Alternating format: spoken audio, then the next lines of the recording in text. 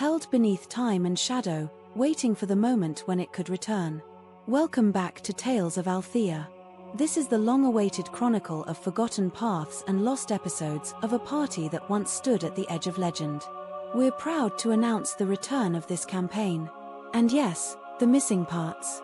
Blame the dungeon master. He knows what he did. But now, we return to the tale.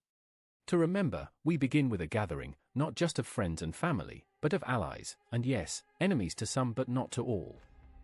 The party, hearts heavy with what lay ahead, prepared to journey to the unpredictable homeland of Varys, the Feywild, a place of wonder, beauty, and ever-changing danger. Before they left, they sought a moment of peace. Traveling south to the Shademount Cathedral Empire, a towering kingdom of man shrouded in shadow, ever threatened by the demonic war raging in the southern deserts of Cumoy. Here stood a school of arcane brilliance. And into its halls they brought Helena, a mysterious, emotionless girl they found wrapped in darkness. This gift of opportunity was their hope for her salvation. With hearts steadied, they returned to their new home, a once military outpost, now their stronghold, and began their journey into the Feywild.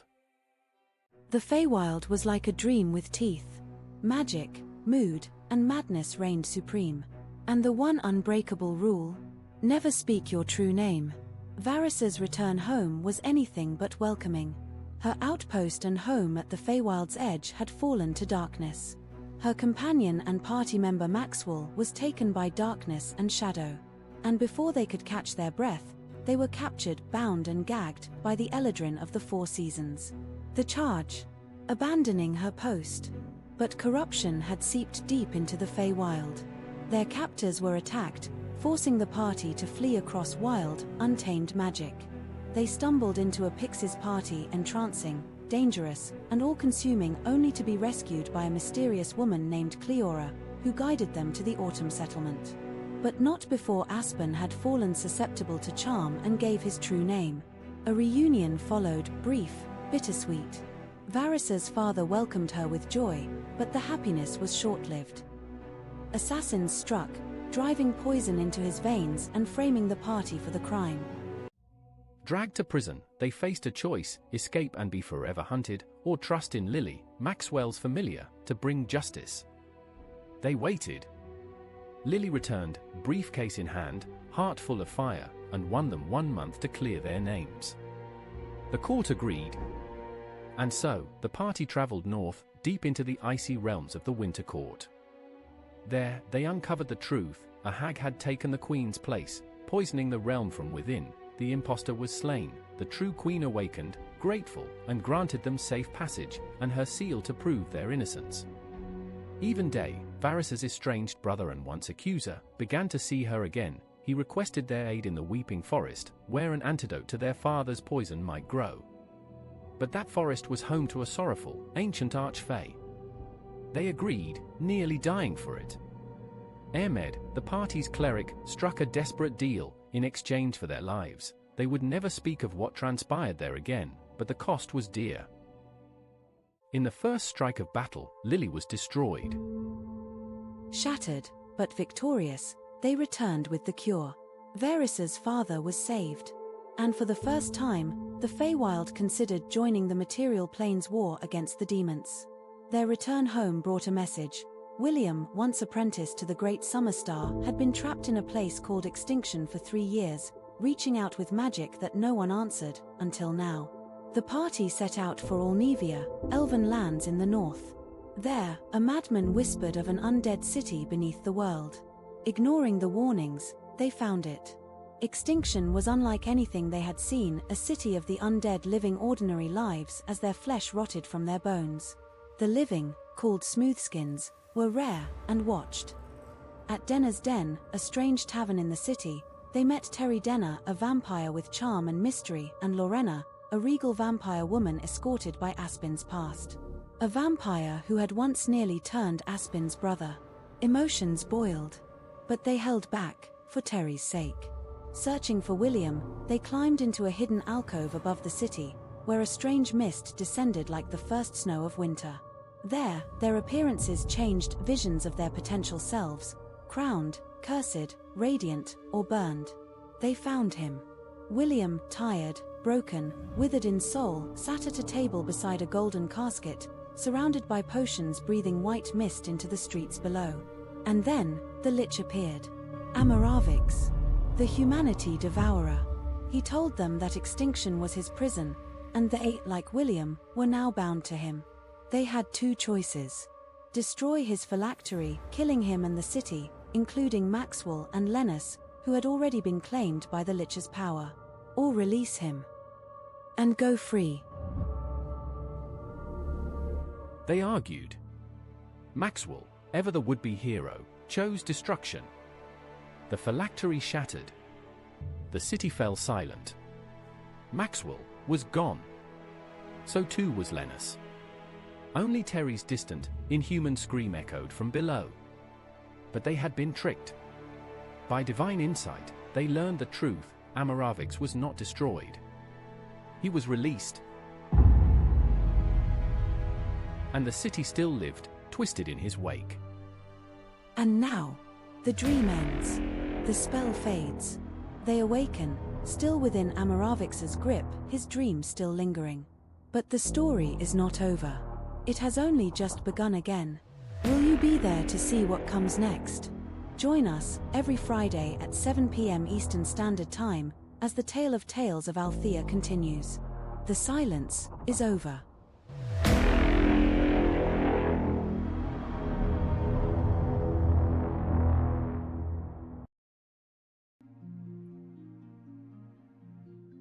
Hello everybody, and welcome back to 20 Signs of Failure. Sorry for the little bit delay. I had some audio issues, but we wouldn't be 20 Signs of Failure without some issues before getting started. But before we continue, we are going to get our lovely players introduced. So let's go ahead and start with our elven sorcerer.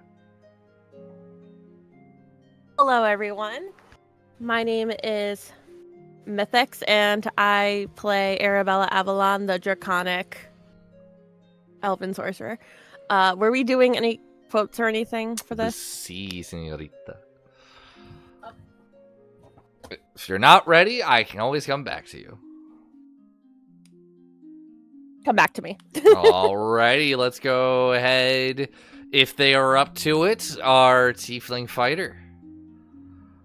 Hello everybody, it is your friendly neighborhood Ness here, and I play the tiefling fighter Barbar, Aspen Lacuna. I am sick as fuck, so I apologize for sounding like I'm dying. But my quote is by Sadia Hakim, and it's, "There's so much stubbornness, so much rage, and so much ruthlessness filled in me. Yet it amazes me how easily and how instantly I kneel down before the people that I love." Very nice, very nice. Is our sorcerer ready? Yes. Alright. You're going to have to straighten your legs. Didn't you practice? Of course I practice. There's no need to shout. I can hear you just fine. The entire mountain can probably hear you. I feel like I know what that's from, but I can't remember. Give it a minute. You'll figure it out. I think I know. Send it. Is it Fullfling? That's why I knew it. It is. Okay. Trying to get through the third book, and oh my gosh, I can't stand it. Next up, let's go ahead and get our elven rogue. Hello. I'm Nuren, and I will be doing Onwin Hunt, our swashbuckler rogue. My quote for the week is, "All men are born with an axe in their hands, darling. To take the measure of a man, you just have to pay attention to how he wields it." Also feel like I know what that's from, but I can't put my finger on it. If you do, I'm scared. I'm just going to say that. What is that one from? It is from one called The Never King. Oh, I know of it, but I haven't. Yeah, okay. I've actually delved into that, but I have heard of it. Let's hit another elf, because why not? So let's hit our Ladrin ranger. Good morning, good evening, good afternoon, depending on those time zones. My name is Eggsbenny, and today I will be playing Varys Bestfell. My quote today comes to you from Anne Frank. What a wonderful thought it is that some of the best days of our lives haven't even happened yet. That's very accurate. I like it. I didn't realize I left the two humans for last, but I did. Let's hit up our human cleric. Everybody, I'm English Ray. I play the human cleric Emma Serona. My quote today is, everything works out in the end. If it hasn't worked out yet, then it's not the end. I like that one too. Everyone has really good ones today. I like it. All right, last and hopefully not least, our human warlock. Hello, I'm Dusky B. I play the one, the only Maxwell Belmont. My quote comes from The Great Gatsby. They're only the pursued, the pursuing, the busy, and the tired. I feel like Dude, I was gonna do a Gatsby quote. Hell yeah! Very, very nice. I love everyone's quotes. Mine's just nerdy, but it's fine. Hello, everybody. I will be your dungeon master today. I am Soro, and my quote comes from Qui-Gon Jinn from Star Wars, and is the ability. It should be. Thank you. See, right? I'm sorry. Qui-Gon is the best one in my opinion, but it's the ability to speak does not make you intelligent. As that Love is it. very true in many senses. And yet you all listen to me as a DM. But let's get to it. Quick little recap, that's the word. If you haven't already hopped onto our YouTube channel, it's my sides of failure to go watch the previous episodes. One of our lovely players uploads them and makes sure they're ready for me because I'm a little bit slow when it comes to stuff like that. I think it's Tuesdays. Give me a nod on camera if it's a Tuesday it comes out. Yes, I was right. Thank you. But essentially, the group was trapped in a essentially Groundhog Day. A girl drowned, a priest, unfortunately, praying to somebody who he shouldn't have been praying to. Thankfully, all said and done, I'm not going to give you the gritty details because you have the opportunity to watch it. But the girl was saved. A dark spectral being showed up, saying that he will hear you when no one else does. But they both revert back. The water settles. The buildings turn back into what seems to have been an age since this has happened.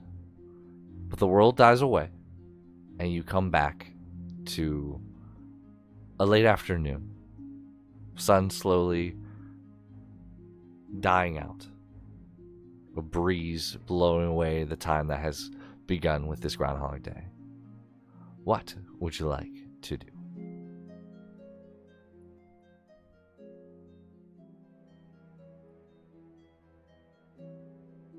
I believe If I- we were just... Oh, go ahead.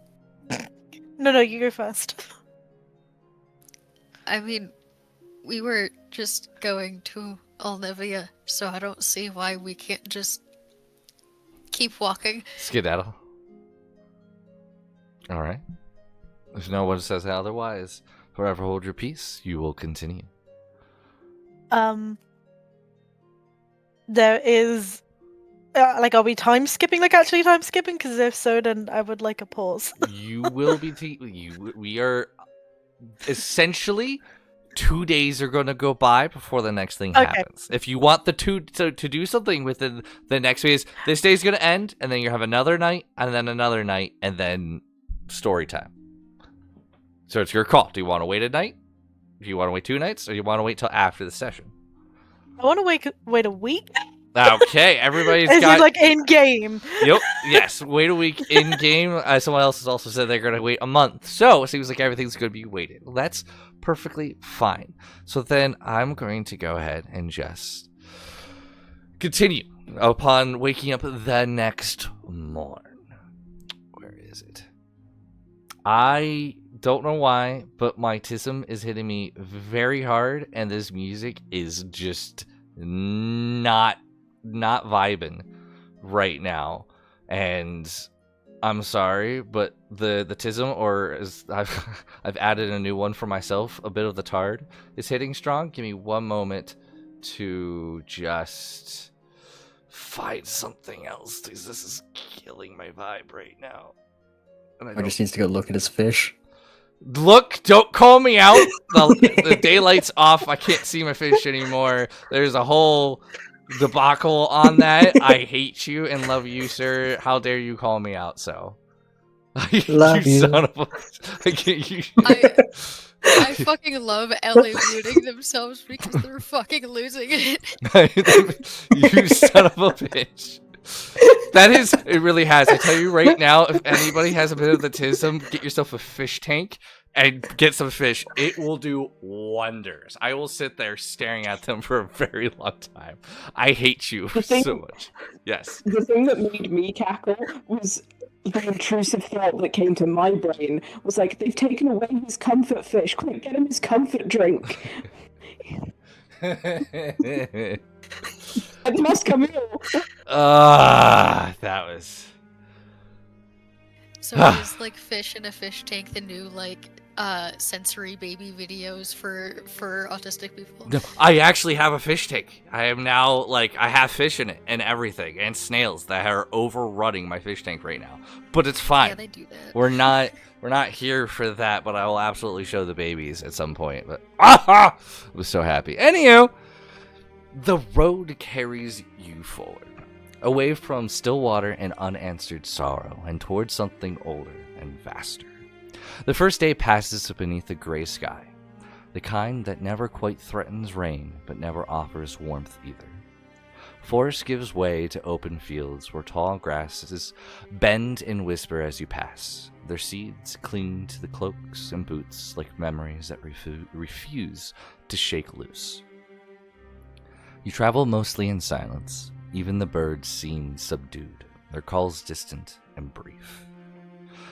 That night, the fire burns low. Sleep comes, but not clean. Dreams linger too long after waking. Faces half remembered, voices muffled by water or earth. Morning arrives slowly, as if reluctant to intrude. Damn, my mouth don't work today. The second day, the land begins to change. The forest thickens, ancient trees crowding closer together, their roots twisting over the path like grasping fingers. Sunlight filters through the canopy in broken shafts, illuminating drifting motes of pollen and dust. The air smells of sap and damp bark, and somewhere far off you hear the steady rush of unseen water. You pass places that feel used, old campsites reclaimed by moss, snapped branches left to rot where they fell, trails that once mattered and now lead to nowhere. Whatever moved through this land before you did no longer lingers. By the time you make camp on the second night, the road ahead feels expectant. Olnevia lies somewhere to your north, unseen, but somehow unmistakably present.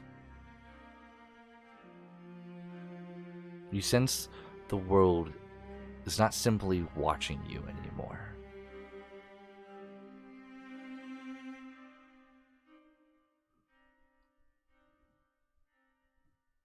Who will be taking first watch? I can. Okay. Go ahead and roll perception check, please.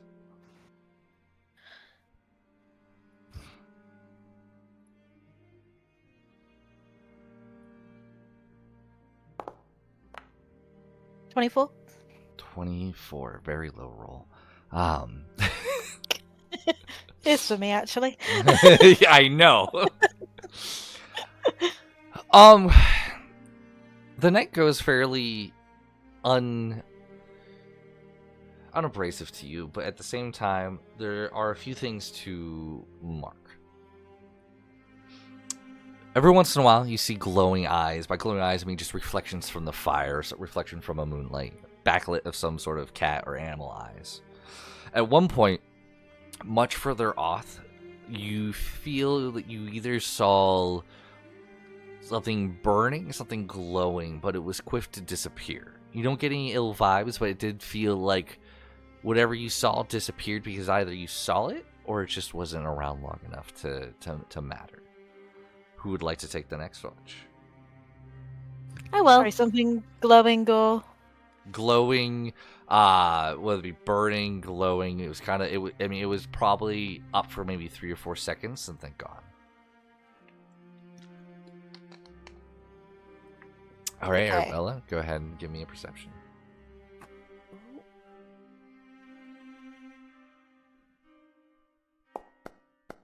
Oh, I almost got a nat one. I almost did. Almost a nat one, but a 15. You're not. Besides hearing a couple of animals in the woods, it seems like the woods are.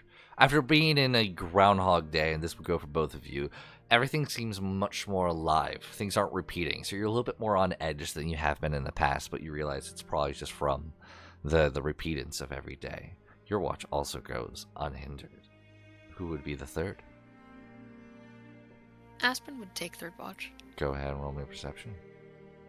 Can I also, just because I'd naturally be awake anyway? Absolutely no issues there. You are in forest, so you have advantage. Advantage. My apologies. I should have specified. Okay. Rip. So a 13 and a 24. Very nice. Just like the others, there's a bit of unease. Forest seems lively. I will say, Varys, because you're in the... because of your proficiencies, things of that nature, you will know you're either... You're pretty much there. I'm trying to remember my own geography. You are in what's considered Olnevia now, like the province, the area. You are now a part of their land. You're outside of like the just the standard Althea kind of deal. Even though it's very far out, you're kind of a part of it. But just like the others, the watches go unhindered, and I believe that's all the 12, yeah, hours that needs to go by. You all wake up the next morning and you continue off.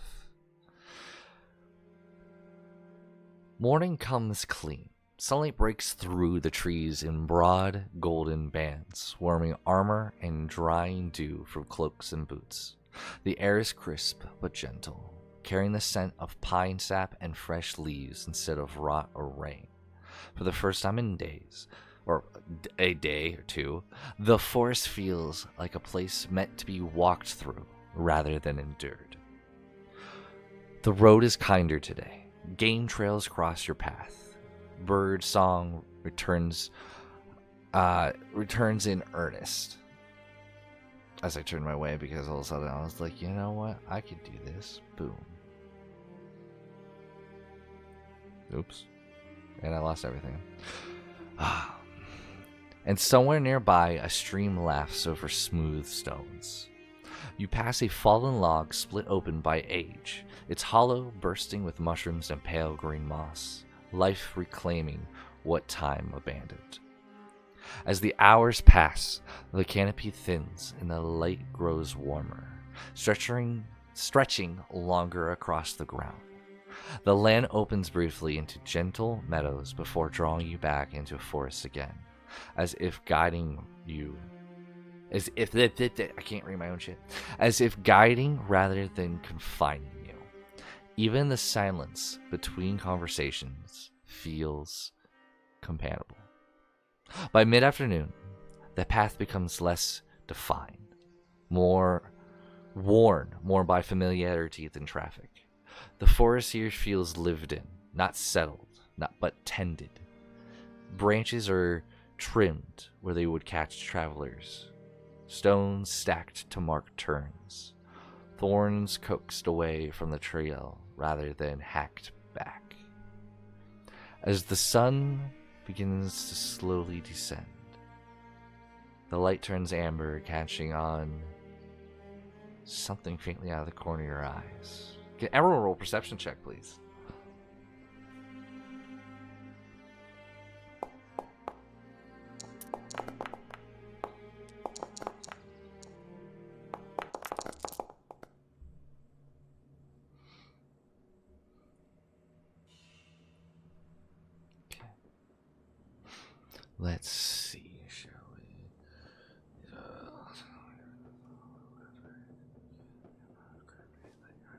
That. Okay, I am going to pause because I just saw something from players. We're going to go back just a step because I saw a ping and then it was too late. So, revert back to uno momento. Pura vida, everybody. Just yes. quickly, would everyone have taken a long rest for that? Oh yeah, everyone has a long rest. Yes, you guys have had 2 nights already. Okay. But as you guys are walking down a trail that Varys is leading you, Onwin catches up to you, Varys.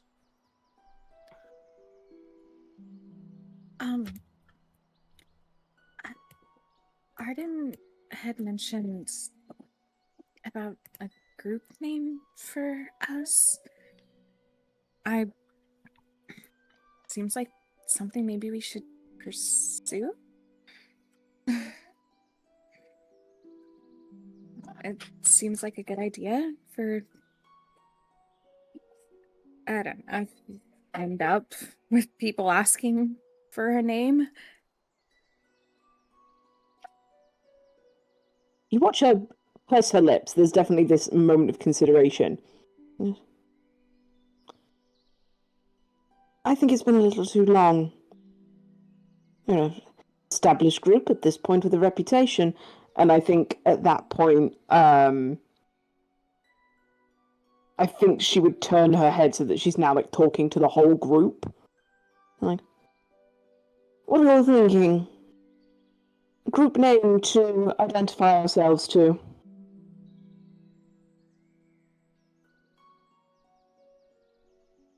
I think that sounds like a great idea. It's better than just looking around and being like, oh, us and the guys.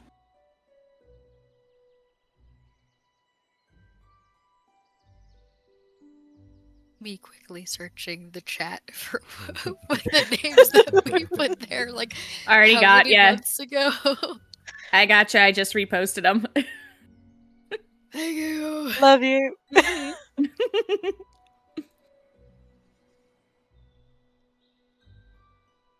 I mean, just from what I've seen of us, I'd almost say we're a last resort.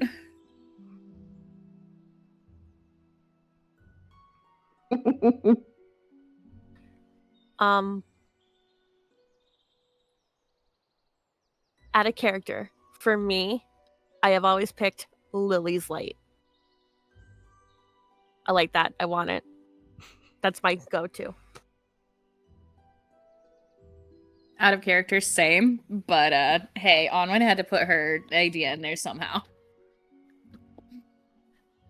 I just find it really funny that last resort is an option. It is really funny though. If anyone looks at lettuce, he's literally just gonna shrug. Like, I haven't been here long enough to make any of these. I didn't know. There's 2 in there. I didn't know. 3. Hold on. Who made these? We talked The about group it. did. You left. I don't remember that. For the chat, I'm going to read these out, okay? There's Lily's Light, as you've already heard. Eternal Promise, fine. The group is literally one of them. Summer Stars Nights, that's fine. Holy Hand Grenade. That was mine. Last Resort is literally one. And Silence of Starlight. Like, I should have paid more attention. That's fine. To be honest, Last Resort is a fantastic group name as well as the group. Love. Yeah, we just both. barge into we barge into the tavern and you hear the medieval violins going, "Cut my life into pieces," and we're just all looking at each other like, "Yeah, we're the last resort." Oh my fucking god. It's just like the thought of like, who are you guys? Oh, we're just the group. What is the group? Yeah, I can't remember which one I put forward, but the group and Last Resort had Paris energy all over it. 'Cause she's like, I don't really give a shit. So like, short for group. Like, I think it's very clear that we can rule out kind of like the Summer Stars Knights. I don't think we can do that because that's literally like the Summer Stars militia. yeah, we can't claim that we have the backing of the king at that point. We should probably walk away from that one. Technically, he's not a king though, so. You guys roleplay amongst yourselves. However, I don't care. It's your group. I feel like we're all just sitting down right now. Just like, okay, this is what our list is. This is our possible names. Erin just takes out her book and is like, okay, I've written down everything that everyone has said. Mhm. Now we have to think of a thing. We Yep. need to decide right now. Feel comfortable calling us holy hand grenade. Aspen What is a grenade? just shrugs and just points to lettuce like, we've got him, so I don't know what you got with this. I always say this is happening around the fire. Yeah, from last night. I'm gonna refer back to Yeah. what I said. It's all, you guys are just sitting down, poking the fire. Before the watches. Yeah.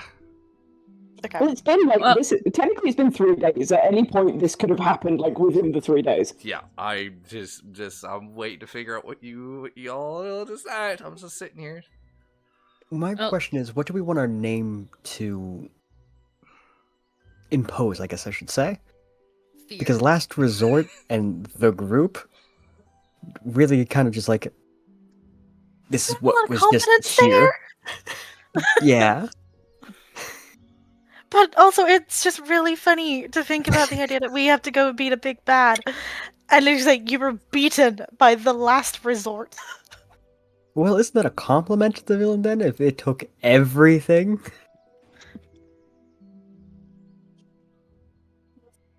If I know one thing about names, it's that it has to inspire fear.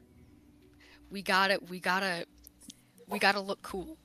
And as soon as somebody goes, oh, hey, who the fuck are you guys? We gotta go.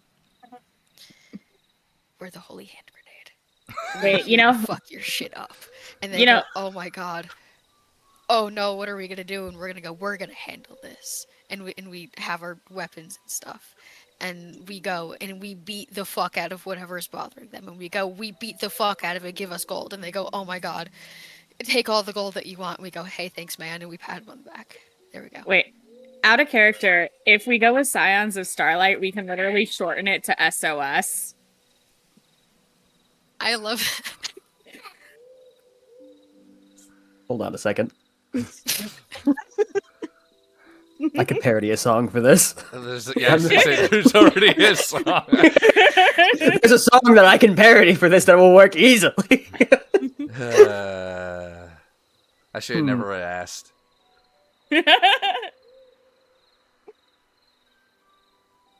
Listen, we're going on, 7 years of this campaign and we still don't have a fucking name? You've I don't never know what had a you name. expected from us. We've never needed a name. No, I'm like, this is the one time I want a name, and now I have regrets. This is gonna be today's entire session of us just sitting around Yeah. a campfire, I don't know deciding why what I name spent we want. hours to. Lily's light.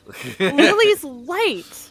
I mean, it's in the name But the whole itself. We all rigmarole know. of, like, we but all we have know to Lily. explain it She's to fierce. people. The Hey, problem is that put a the story people with don't know everybody. Lily.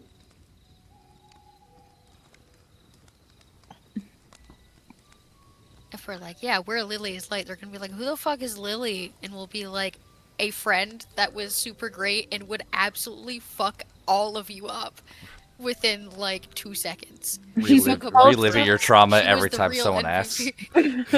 And yeah, also, I'm not comfortable with us being called that because we get asked and then somebody lets it slip, about how she passed.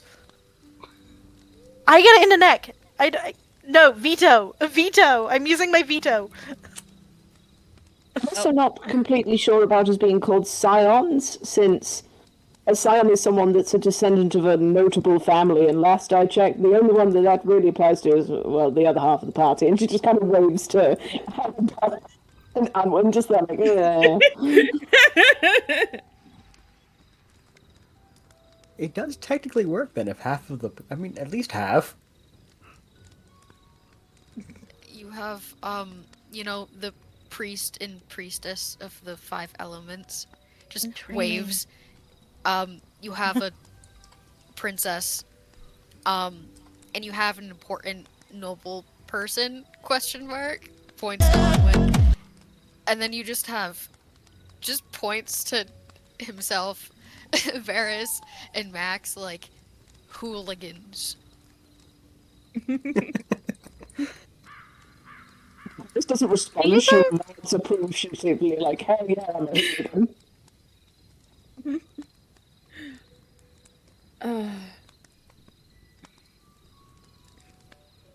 Why did I prep this session?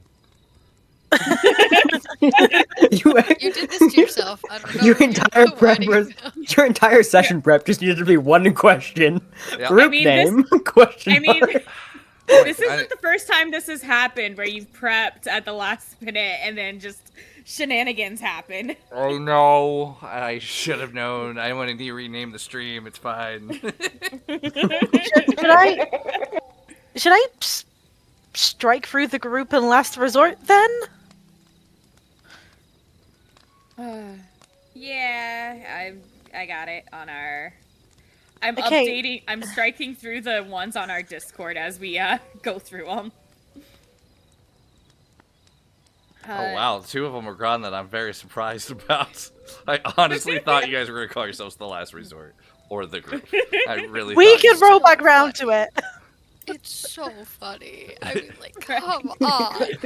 I'm very surprised. I would love for us to be called the last resort, but I'm not. I will.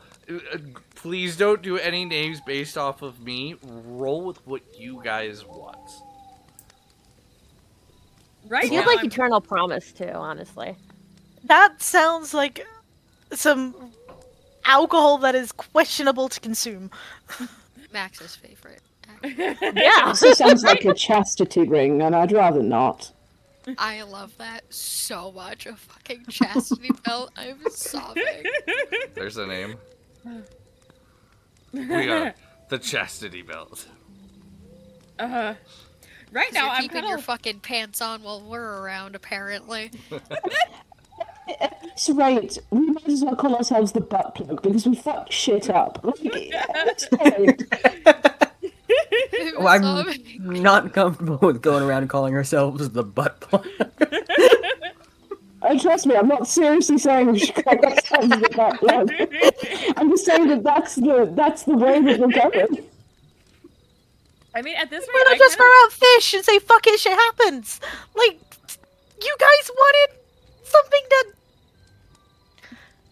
kind of inspired confidence and was like, these are great people to have.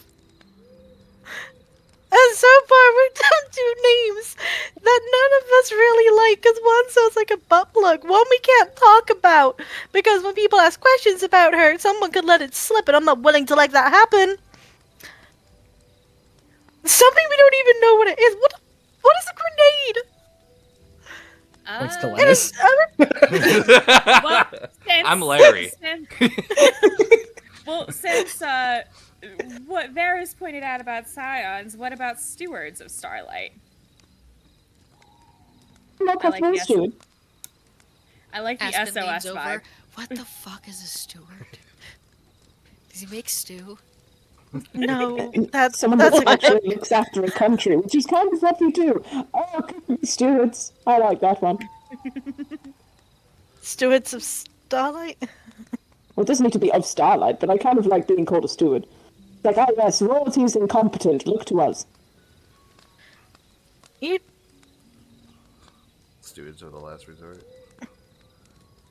I think the last resort is really funny.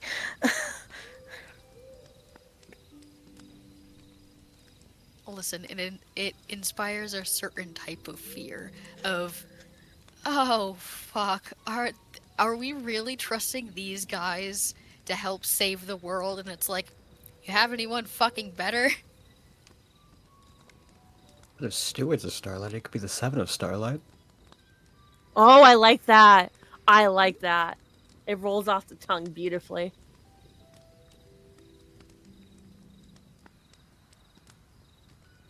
I'm just fucking cackling. The fucking Discord of just the butt plug crossed out. Hold on a second. Let's thinking about this. We could just be called the butt plug. Veto. My throat hurts way too much for me to be able to laugh as hard as I want to. I can imagine it now. A fight's breaking out, like half of a city's burning down. We find the head guard, and he's like, "Oh, who are you guys?" And we're just like, "Don't worry, we're the butt plug. We're gonna stop this shit. Oh my god, no! It's right up there Veto. with where. It's right up there with we're the last resort. Arabella would literally be like, I'm with these guys, but I don't agree with the group name. Nah, I'm with Maxwell if I like Seven of Starlight. That just rolls off the tongue beautifully. I'm sorry. Seven of Starlight? Yes. There's 7 of us. Stars are made up of different types of elements, gas, and they're pretty to look at. Volunteering to be full of gas. I Say that love again. blood full of gas.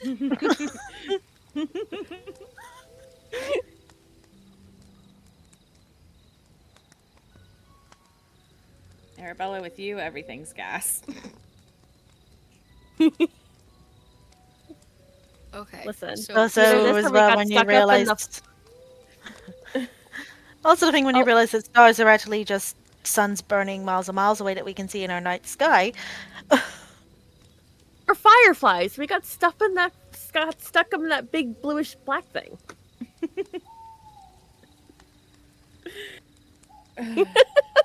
Okay. What's the word? sorry, Luke. We're trying to pick a group name, and it's not going very well. We've If had anybody time to has do any this. ideas, feel free to post them. We've had time to do this, and we avoided it on purpose.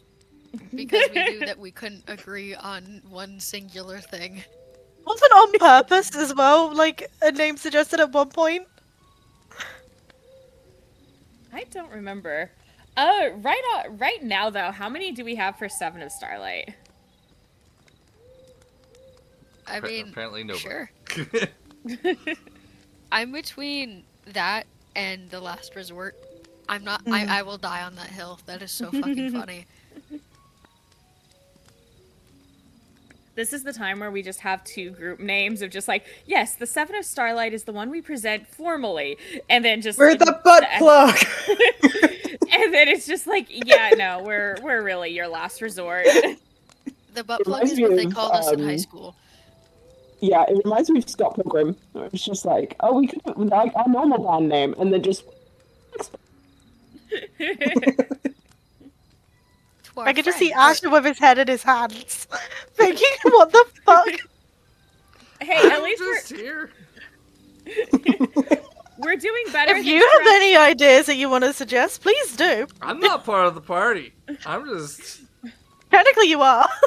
Okay, Unfortunately. but we're Yeah, doing... alright. Kill Lennis. Lennis will die. No. Lennis needs to be. All these great names. Have Larry throw in his hat into the fucking ring then, if you can't do it. I'm sorry, he also likes the last resort. Like, it's him, for crying out loud. Or, I mean, like, we could always be called the last hand grenade. Shit. I don't want to make I don't want to make your guys' group name. I don't feel like that's like against DM rules. How about we just call ourselves Big Dick Energy and leave it at that? Oh my gosh, now I regret. Veto. The power of friendship. Don't get me started on that. Gods and anime. Mm-hmm. True.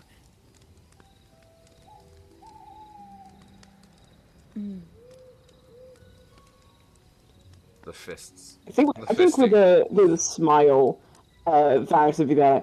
Alright, so I think we should be the Seven of Starlight. I quite like that. It sounds like a tarot card.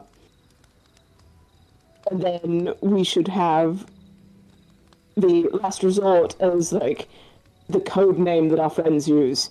Like if they start calling for the Last Resort, they mean that we need to fuck shit up. Why is there I love it. 7? Because there's 7 of us. Is there? Including you. including Lennis.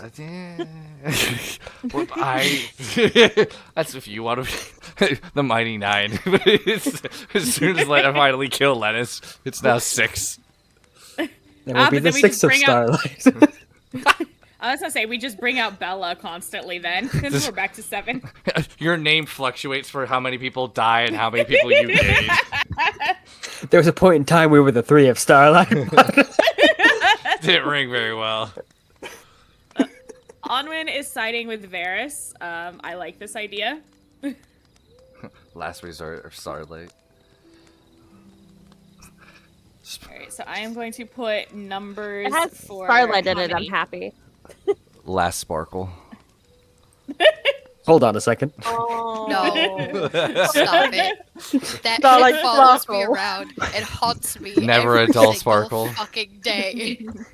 We could be called the Dulled Sparkle. Stop it. Sparkles will never. Nothing will ever dull my sparkle. You're just The called undying sparkle. Supernova. I don't know.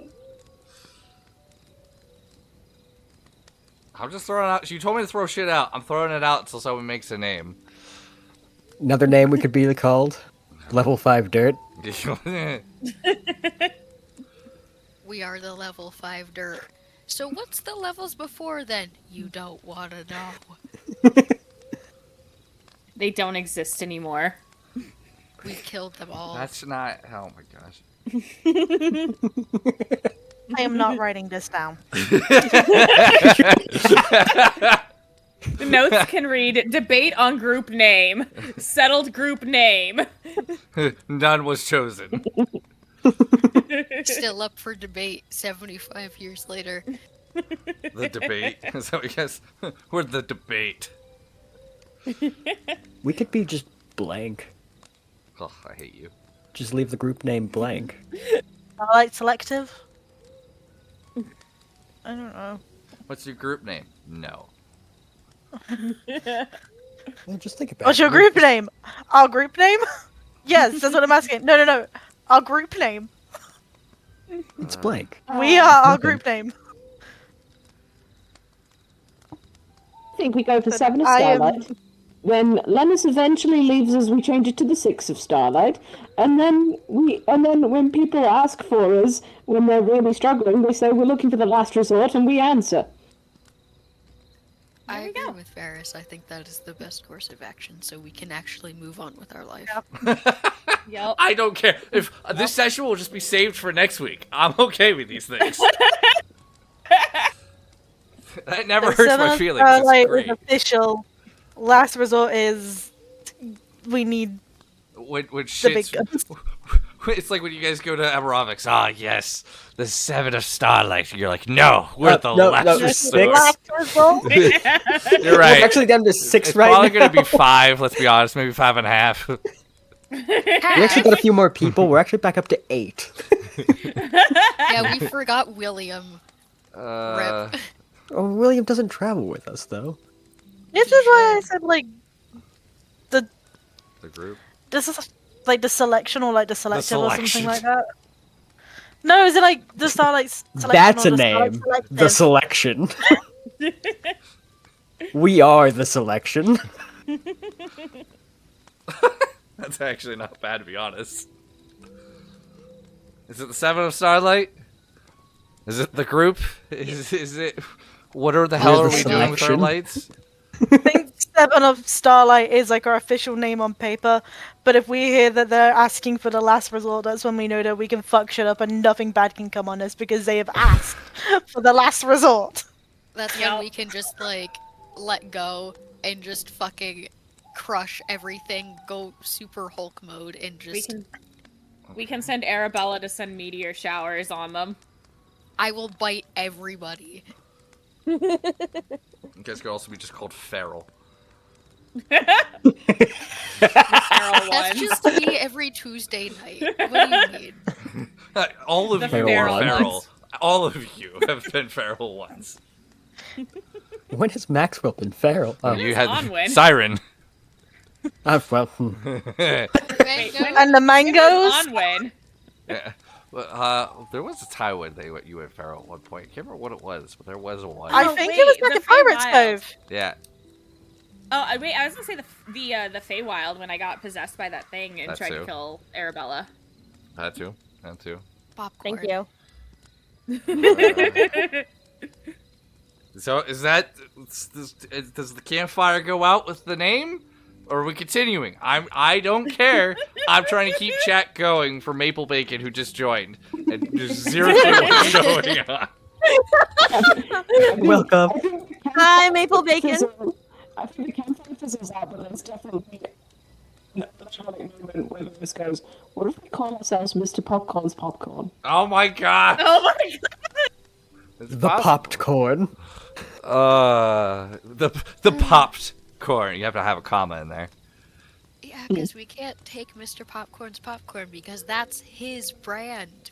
Oh, you guys. Yeah, we Steal can't it steal from his him. brand. I don't know. We love him way too much. Huh. That's our grandpa, collectively. Mr. We can't do- Popcorn's last resort. Yes. Mr. Oh, that's Popcorn's secret popcorn. stash. Oh my god. I guess you're gonna call yourself Siren. Secret Stash isn't a bad name. The session. That's what you just take us some sesh. All right. What's your name? No plan. Here we go. I'm going to run for the ones that are not crossed off, and I'm going to double check. So we have level 5 dirt. Anybody? Okay. This is hard because I No, like no, a lot no, of these no, names, but this I'm not is- in love with all of these names. Okay. Next one. Well, you guys don't have to choose one tonight. That is also a thing. No, I think we're trying to finally settle this. I know for a fact you're gonna choose tonight, and then next session you're like, actually, we're gonna be called this. The post-it note has been on the fridge for too long. We need to get this done. Yes. Okay, so I didn't get any for level 5 dirt. So the next one I see is I'm only actually doing ones that aren't numbered yet. Stewards of Starlight. Okay, I didn't hear anybody. Sorry, there's no the. Sorry. Last Resort. Code name, yes. That's the code name. That's a code name. Okay, I'm getting vote for code name, and then the last one, Seven of Starlight. That Doesn't- seems like the first one to put down on paper. Alrighty, it And one sounds. more Our idea. government name. Oh, Throwing here out we go. one last idea. Yeah, yeah. Fuck you, Hear D. me out. Stop. Silverline Starlight. I think I like 7 better. 7 better. Why Fair Silver Line? Because Yeah. we all come from different backgrounds. Some better, some And every worse. cloud has a silver lining.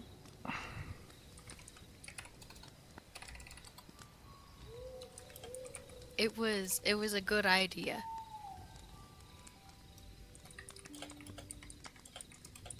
I don't know. Half the time you all look at Arabella and there is no silver lining. No, there's just blast, blast, blast. You've subdued horses and people riding horses by murder. That wasn't me. That was Regan. Regan. That was So. for you. You That was you. training to burn down that stable. I have an You idea. were like, turn Shatter. around, shatter the entire Group name. Yes. fucking group. Group name. I'm I have an gonna idea. blame Regan. Okay, go ahead, sure. I have no. That is the group You name. can tell I I'm have an trying to, idea. but none of us are buying it. I have an idea. That is the group name.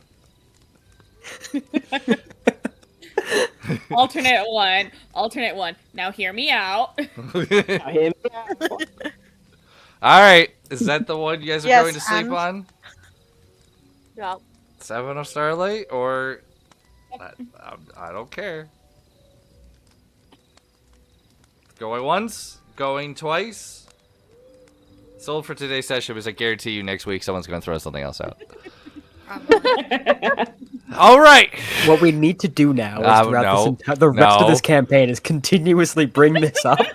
That's So we fine. never actually commit to a name. I don't. If there's ever a session where I'm like, "Hey guys, I have nothing," it's gonna be a group name session. We just throw spaghetti at the wall forever. Yeah, we're fully gonna get to the end of this campaign and we'll be like, who?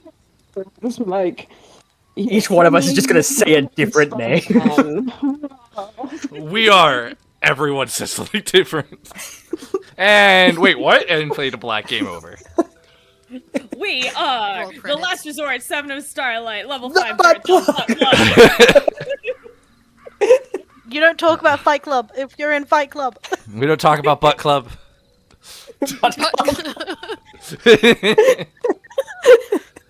Okay. Do we want to move on? There's more ideas. I don't care. No, we're good for now. We got headway. Okay. We got this list down to at least potentially 2.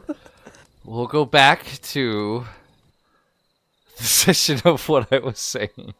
I'm going to mute that stuff there. Go back to this. Have that up. Okay, I want to go back just a little bit. Yeah, in the chat, feel free to throw stuff in there. The deities know they could use it. Did everyone roll me perception check or no? Mm-hmm. Yes, that was in there. Sorry, look, you guys threw me for a loop on that one. All right. You're the one who asked. No, I asked in October. I don't mind. I don't mind if we reroll. Okay, here's the thing. You asked in October and then we ended up in a time loop. Not my fault. Wait! Alrighty, let's see. 26 from Varys, 35. Okay. 34 from Aramid, 22 from nice. Aspen, 15 from Arabella. Maxwell. Yep, that sounds about right. 7. I'm still stuck on the name.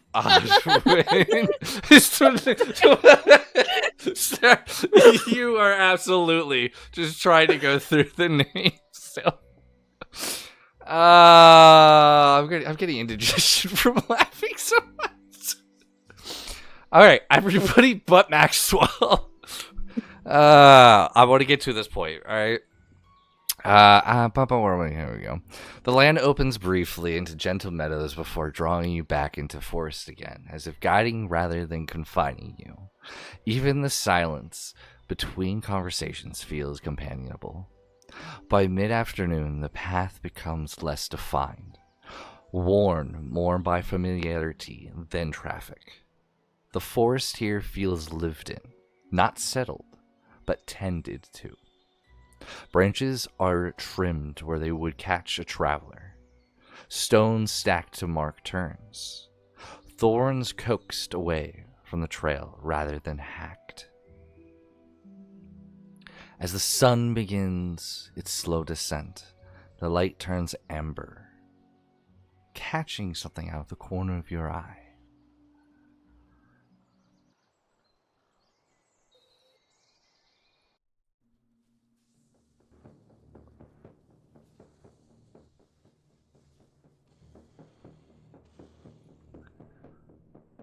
Out of the corner of your eye, you catch something glistening. It's almost silver-like within the tree. Catching on threads, faintly silver, strung between branches ahead.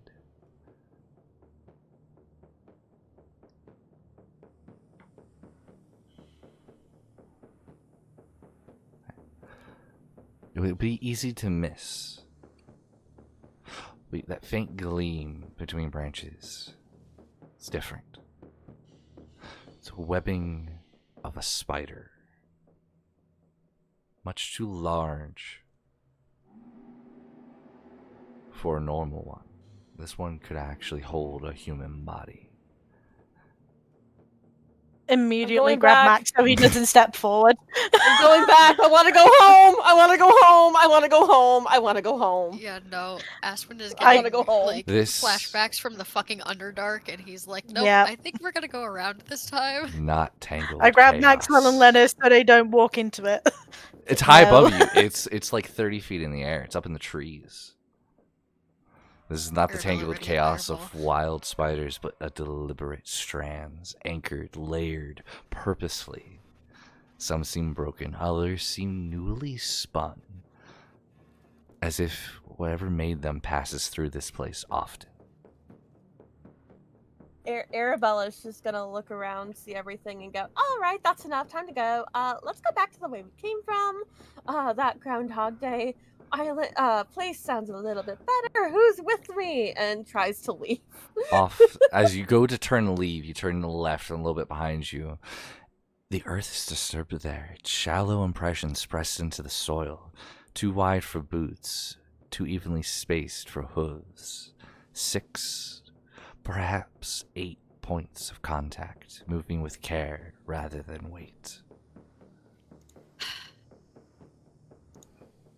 Okay. Who's closest to Arabella? That's a great question. Aspen would be up by Varys, I think, near the front. Alright. Well, Anwen, you're the lucky one, and she's going to hide behind you. Onwin's gonna flip her hood up on her cloak.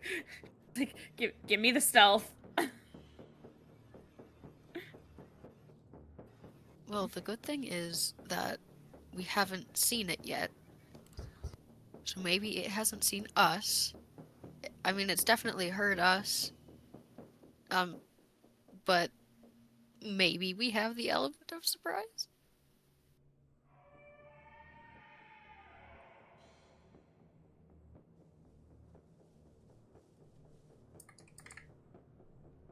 What are you guys doing? I don't like this audio. I'm scared. I'm literally scared.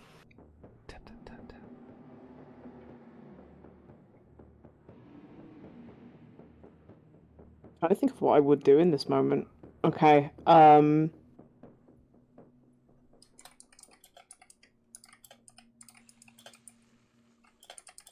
They've been here recently. Like, there's enough here to be like, oh, there's their tracks. But we literally can't see anything. Right now you don't see anything, no. You see tracks scattered about in different areas. Like I said, maybe 6, maybe 8 legs. Maybe more, maybe less.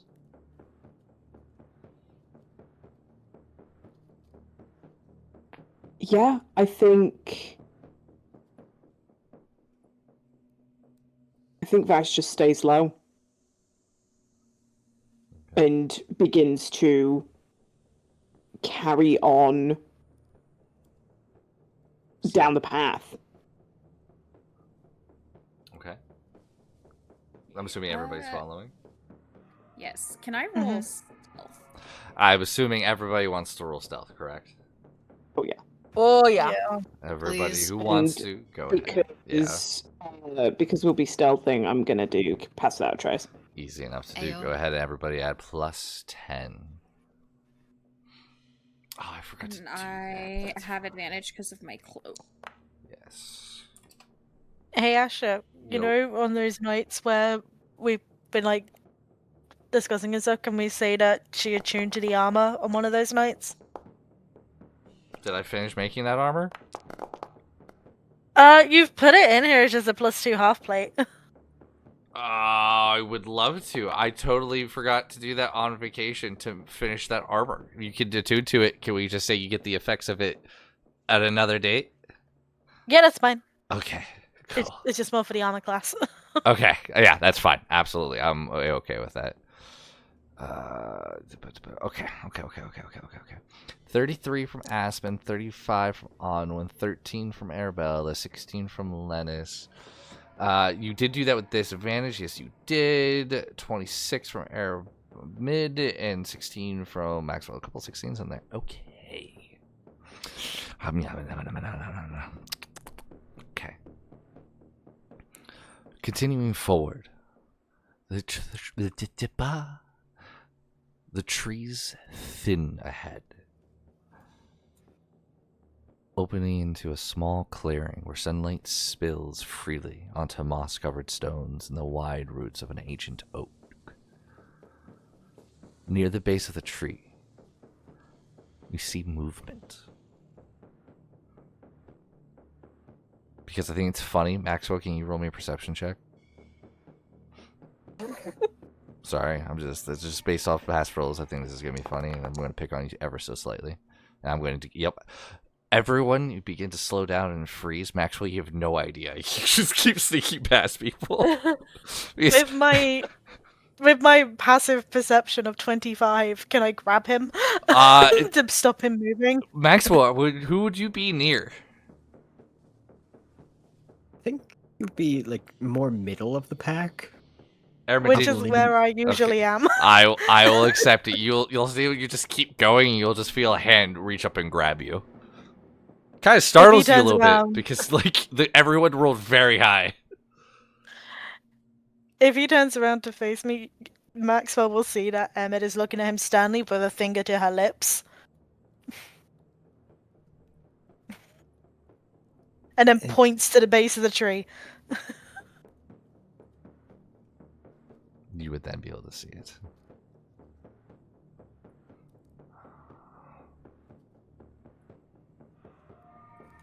Okay. Oh, I lost it? No. That's fine. Okay, that's fine. Disappointed in myself. Okay. Do you stop? Mm-hmm. Okay.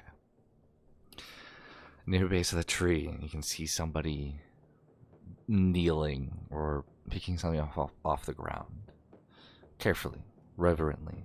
You can see as you get a little closer, they are gathering flowers, mushrooms, things off the ground, moss. You can see, looking around you more, the webbing here is thicker, draped between roots and branches like spun lace. But it doesn't block the clearing. It almost frames it. The figure pauses. And they slowly look up.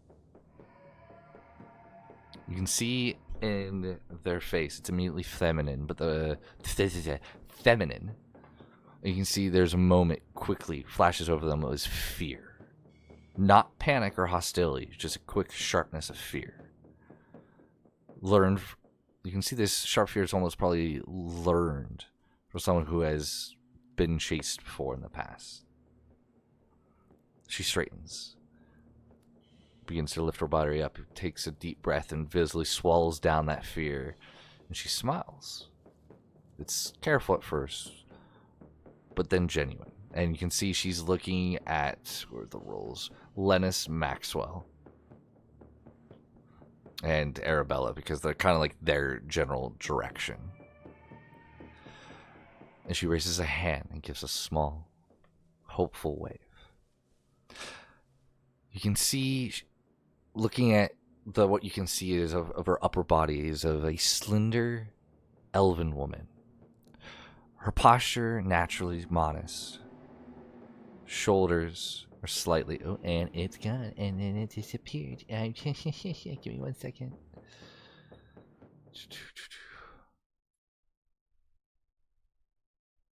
Okay. That's... Oh my gosh. I'm going to just stab something in front of me right now.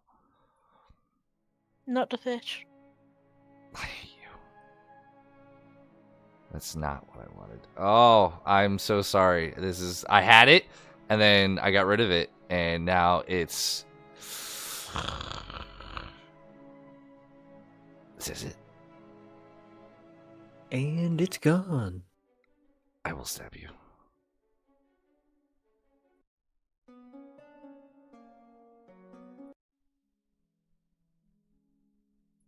It's fine. Her posture is naturally modest, shoulders slightly rounded as if she's more accustomed to listening than being looked at.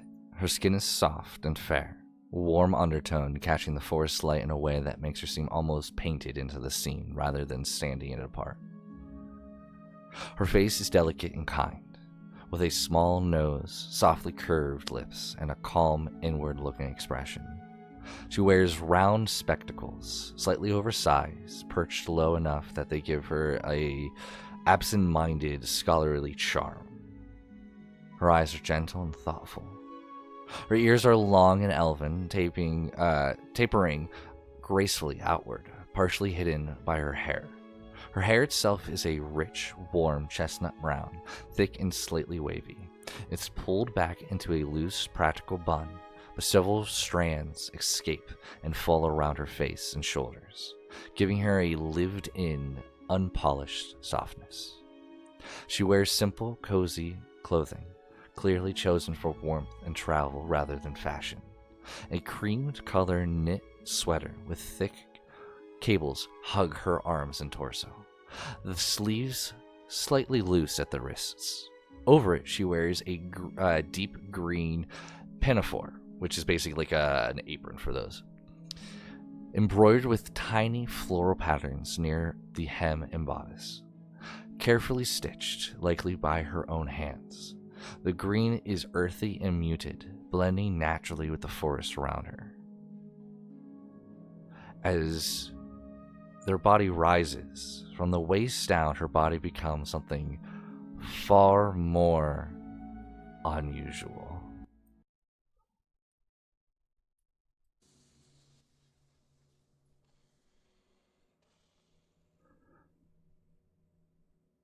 And yet, presented with such quiet normalcy that it feels natural rather than strange. The body of this woman is that of a large forest weaver, spider-like but softened by thick plush fur. Her multiple legs are sturdy and powerful, covered in warm brown hair that darkens towards the joints. They are arranged with calm symmetry beneath her, grounded and steady, giving her an impression of patience and strength rather than menace. Resting atop her back is a large traveling pack, carefully secured with leather straps and woven blankets, stocked with books bound in leather and a metal cooking pot hung neatly from it, all suggesting long journeys and self-sufficiency. The pack is heavy, but she carries it without strain. Her hands are then folded gently in her lap, fingers relax, conveying a quiet politeness and a tendency toward restraint. She looks like someone who would apologize for taking up space, even while carrying an entire library with her. And I will go ahead and send the art.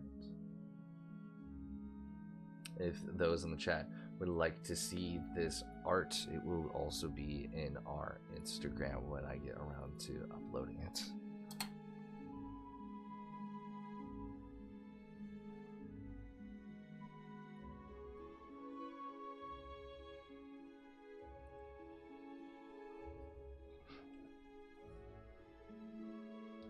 What do you do? Maxwell, seeing the first wave, would wave back. Still pretty much mimicking like the a little bit of caution, a little bit of just curiosity. You can see the smile brighten softly. She kind of is waiting to see what goes from here. Bit of timidness. She's probably about 40 feet off.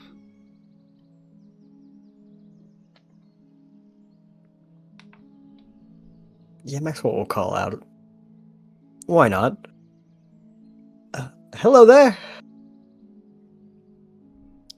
And she kind of goes, "Oh, thanks to the roots, you didn't scream. Or run. Or draw steel. That already makes you better company the most. Hello."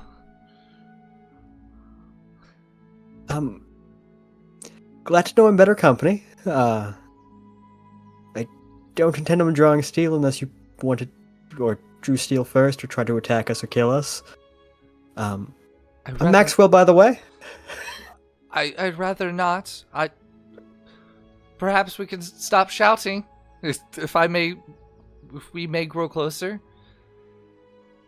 That's fair. Emmett's gonna move up to stand behind Max. Oh, there's more. She doesn't of look you. imposing. She's like, you can see a couple of stacks. Like she has no idea you were there. She just saw the three. Arabella's just looking absolutely terrified, and then somebody just comes out from behind a tree. She's like, "Oh," and like takes a couple of steps back. Kind of hold herself. It's okay. I didn't see you. There is a small group of us. If you just want me and one of us else to approach, that's all right. Or if No, it's fine. She's got me a bit unawares. How? Sorry again.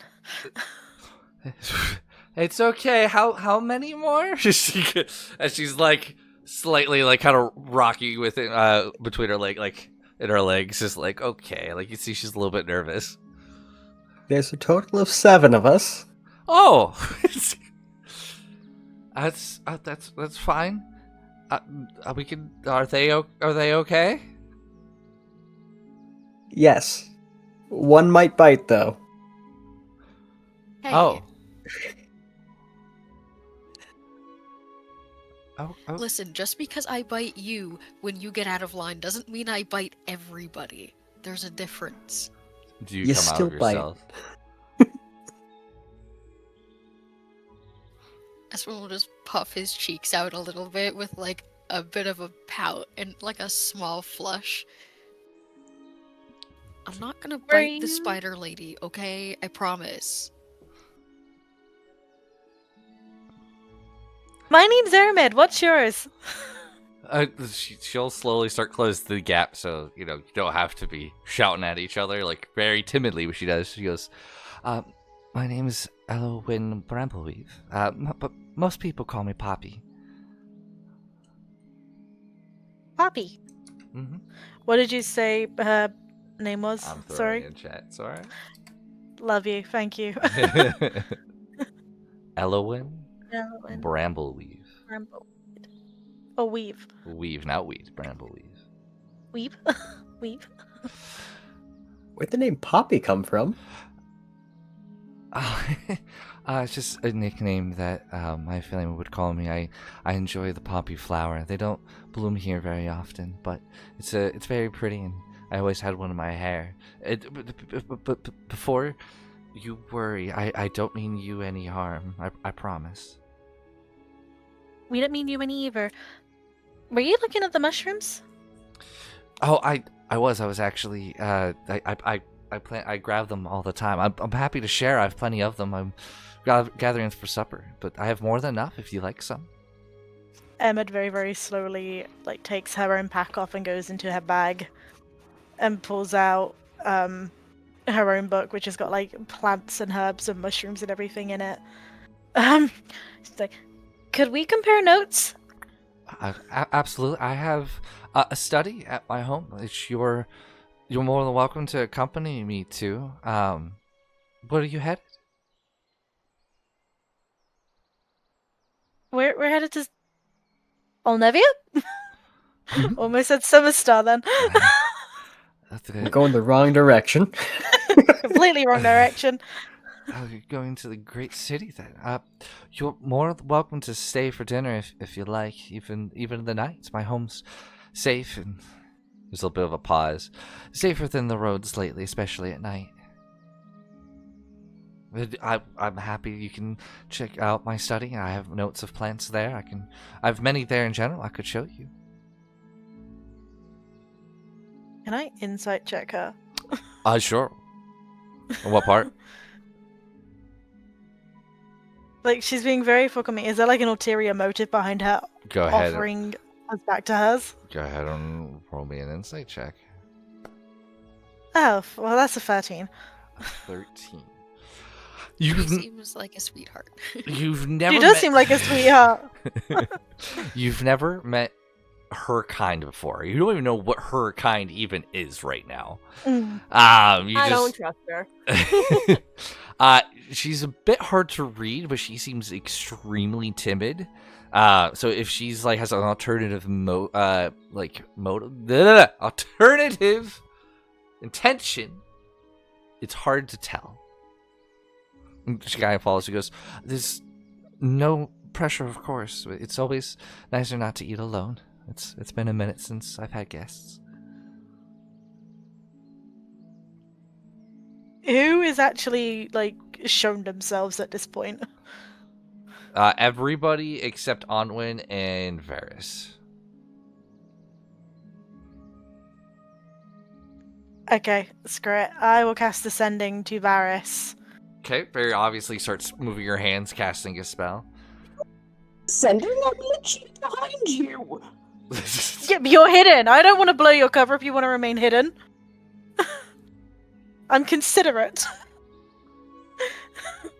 That isn't Yeah. worth the 3rd level spell slot. Now, at the mention of dinner and staying the night, that is when Varys would, like, pop up.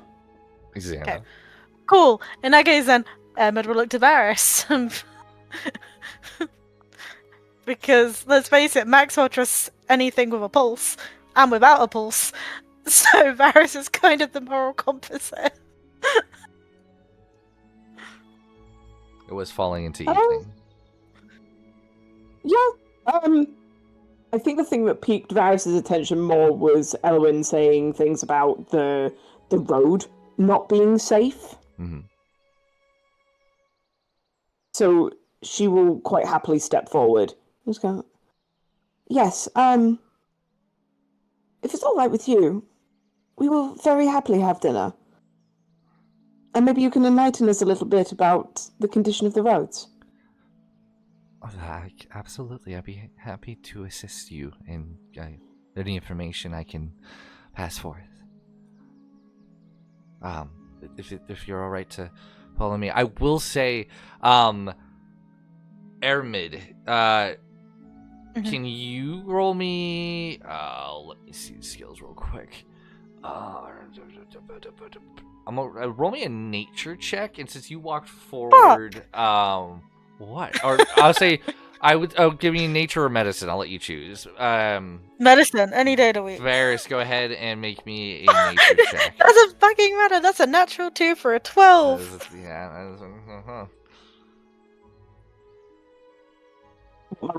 Varys, nature. Nature.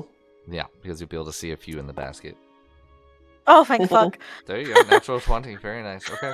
So you always see a few for where you're at as you walked up a little later. I will say, Aramid, you see a couple of things that are in her basket. One of which that you do recognize is soft root moss. It's thick, spongy moss harvested from like oak trees. You do know there's an effect when it's applied to wounds. It stabilizes a creature automatically and grants advantage on the next medicine check made on them within 10 minutes.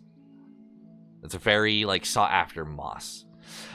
Being a natural 20, Varys, I will say you're able to see.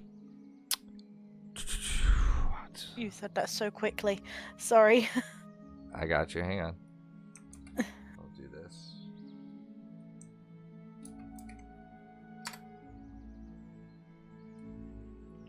I will say you see the Moonveil cap mushroom. Varys. It's pale silver gills, faintly luminous in low light. You know, just because I'll give you a natural 20, I tell you what, you'll know what the effect is. When brewed as a tea during a short rest, it grants advantage on one wisdom perception check made before the next long rest.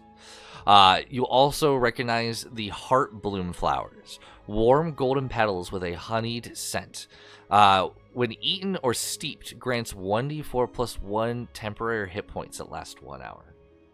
They're very intentionally picked. They aren't found everywhere, but if you're searching, you can find these in certain areas. So you can at least see she's astute to things of the nature. Fair enough. Upon agreeing kind of to it, she goes, "Oh, very good. Is that everyone?" Kind of peering over your shoulder.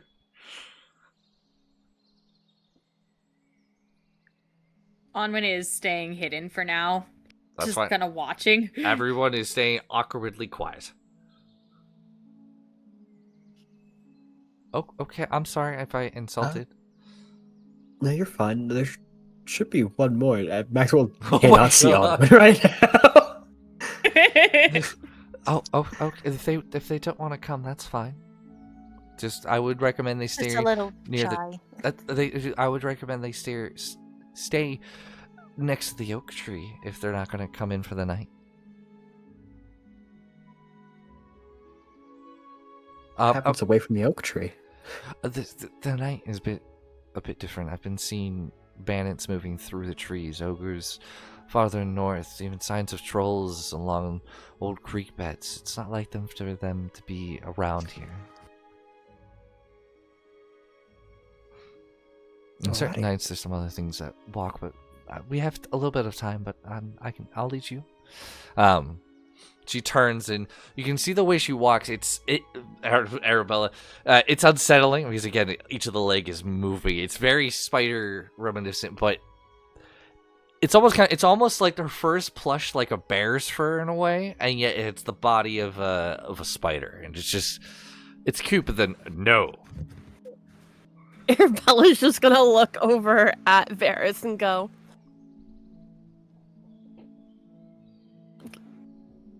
"Can we not? Can we really not? Let's just push through. Pull an all-nighter. We'll be fine. We've traveled all night before." I have a bad feeling. You have a bad feeling because of her legs. Feel free to sleep outside. Ugh. Poppy leads you off the main path, moving with an ease to suggest she has walked this forest 1,000 times, and that the forest remembers her steps. The trees grow closer together, their branches interlacing above like a vaulted ceiling. Threaded between them is webbing, not thick or trapping, but elegant, woven in supports, bridges, and softly glowing strands that catch lantern light without burning. The forest path narrows until it becomes little more than a suggestion. Soft moss pressed down by careful, familiar steps. The air here smells of sap and warm leaves, and somewhere high above, light filters through the canopy, like honey through glass. And then you see it. I need to get some things. There it is. Built into the living heart of a colossal oak, a cabin of wood, silk, and gentle craft rests among the branches.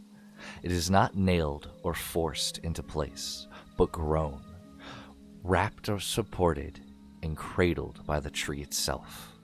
Golden lanterns sway softly, their light catching strands of silvery web that serve as railings and supports, glimmering like dew at dusk.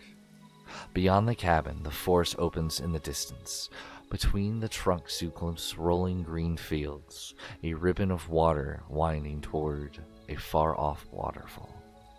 And above it all, a sunset bleeding amber, rose, and violet across the sky.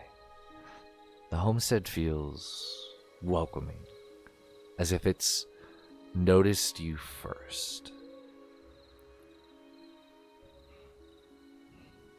As you enter in, Poppy moves about her home with a quiet joy, humming softly as she prepares a meal, immediately grabbing pots, pans, things out of cabinets. Cabinet? Thank you. Cabinet wasn't coming out. A small fire. Yes. I was gonna say Emmett would offer assistance with like the cooking and stuff, but also to keep an eye on what she's throwing in that pot, in case there's anything that is potentially poisonous. Because at the end of the day, there are different races here, and some things could be poisonous to one, but fine for another. That is very true. And as you kind of off, she goes, "Oh, that is incredibly sweet of you. I haven't had anybody in the kitchen for a while with me. I'm afraid I'm going to bump into you, but you're more than welcome to stand by and watch and give suggestions." I will say, Dion, Arabella doesn't go up. She'll stay on the ground or wherever outside by the oak tree. Okay. There is a bit of kind of a warning. Just be careful saying that. I respect and understand. Just understand, there's something else out on certain nights. Wolves that walk run or have been near. Be careful, please. A small fire crackles beneath a stone hearth, its smoke drawn upward through woven vents in the canopy. You see, she sets out plates made from polished bark and bowls lined with silk soft moss. I don't get travelers very often, at least not ones who stay. It's nice having voices again and talking, and she kind of glances to all of you and kind of smiles. You said your name was Aramid? Mm-hmm. Would you mind putting out the bowls, plates, please? Oh, I need to. And she kind of climbs over. She moves just with complete elegance, like this place was absolutely made, and she's been here for. You have no idea, but you can tell it's built to be hers in every way. And she climbs out, and actually from the ceiling, she pulls these threads, and they actually extend out this large piece of bark that she's kind of whittled down to be flat, and it turns into a table suspended by the ceiling from 4 silk webs. That's really cool. You can see the food she's using and making. It's simple, it's fragrant, and it just smells delicious. You can recognize different root vegetables thickened with mushroom broth. You can see the hearth bloom petals floating like embers on the surface. Flatbread is baked and warmed over fire and brushed with herbal oil. And from everything you see, it doesn't appear to be anything of poisonous descent to anybody. In fact, it is 100% vegetarian. There's not a single type of animal flesh actually to be seen in here. She goes, please eat. The forest listens better when you're fed. And she kind of takes a bowl, and you see she like, without a spoon, without nothing, like puts it in her mouth and like drinks it and like eats. Just it's like it's perfectly safe. I took into account each of your races, and where you're most likely from. Sorry, it's generic, but this should sit very well in everyone's stomach. That's really thoughtful, thank you. Mm-hmm. Even am I okay to take a bowl out to my friend? Please, there's already one. She said it's already filled. I was going to do so, but if you think it would be received from you, more well, I'm happy to do so. Even the others too, actually. As you have the other one who remained hidden. I don't know what the one hidden with their race was, so I just assumed the genericness of it. But this is going to be even smoother. And she points over to Maxwell. Being from the deserts of Kamoy, I understand you're more used to the hardier foods to break them down, covered in sand and grime. This will be able to be digested by you quite easily. You won't get any indigestions from the different foods. Thank you. That's really thoughtful. I don't mean to spook you, but our other person that was hidden is sitting right there. Oh, okay. Hi. I'm sorry. I didn't mean to. I was sorry. You're okay. You're clearly elven. She's very stealthy. You're clearly elven in this. Whether your sun-kissed skin, even though it seems to be of a moment, I'm assuming you come from the coast. This will also be good for you. You'll recognize one of the mushrooms, actually. Ahmed will go and take the food outside to Arabella. Onwin didn't. Well, unless going into the house broke her stealth, she wouldn't have like broken stealth though. So you don't want to be seen. No. From the way you say is you're going to go inside too, just staying out of the way, but it seemed like you were in there and noticed. So I may have misinterpreted what you said. That's also my bad. No. I misinterpreted that. Yeah, no, my bad. She's mostly staying out of the way to avoid breaking the stealth. I will need you to roll again. Okay. And I will say at this point, Pass Without Trace would have worn off. Enough.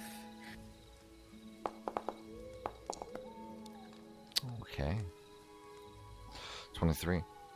Does anyone have a Airman? Is your passive? I can find that out. I don't need to ask. 25. Yes. You're the only one who noticed her coming in. You can see she's kind of off behind, basically like a silk woven couch. Excuse me. If I can see that Amon is still trying to be stealthy, I would just be like, I would just leave it be. Be like, okay. But she will only take one bowl outside. That's easy enough to do. So, she really is quite nice. She made a stew. It's vegetarian.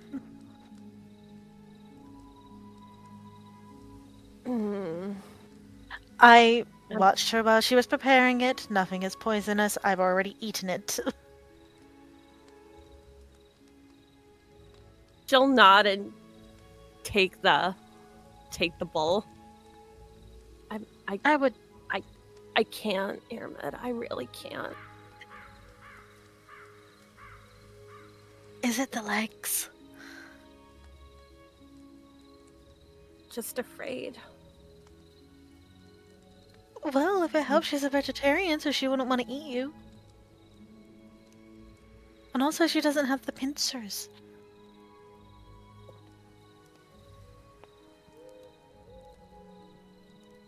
It's just like if you were looking at a centaur. You know? A human top, different bottom.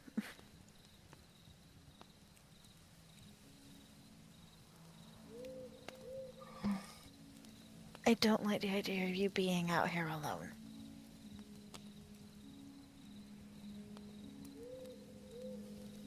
But if you're insistent on it, I have a hammock. I can set you up in a bit of a taller branch. You can sleep there so you're a little bit safer. Yeah, that might be good. Let me check a spell I have. Because how long do I have to do this spell? Okay, so it would take an hour.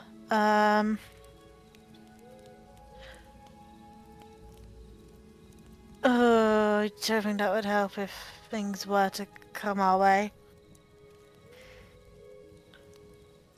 You know what? Instead, Arabella's gonna look at her and just go, just give me some time. You can escort me back in a little bit. Just give me time to prepare.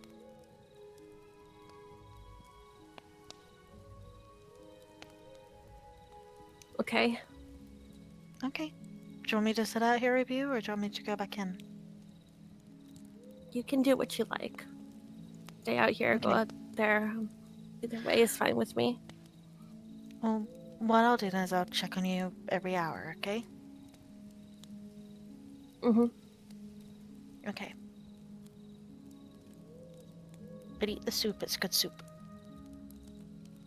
And the bread's really nice as well, it was freshly made. And it's still kind of warm.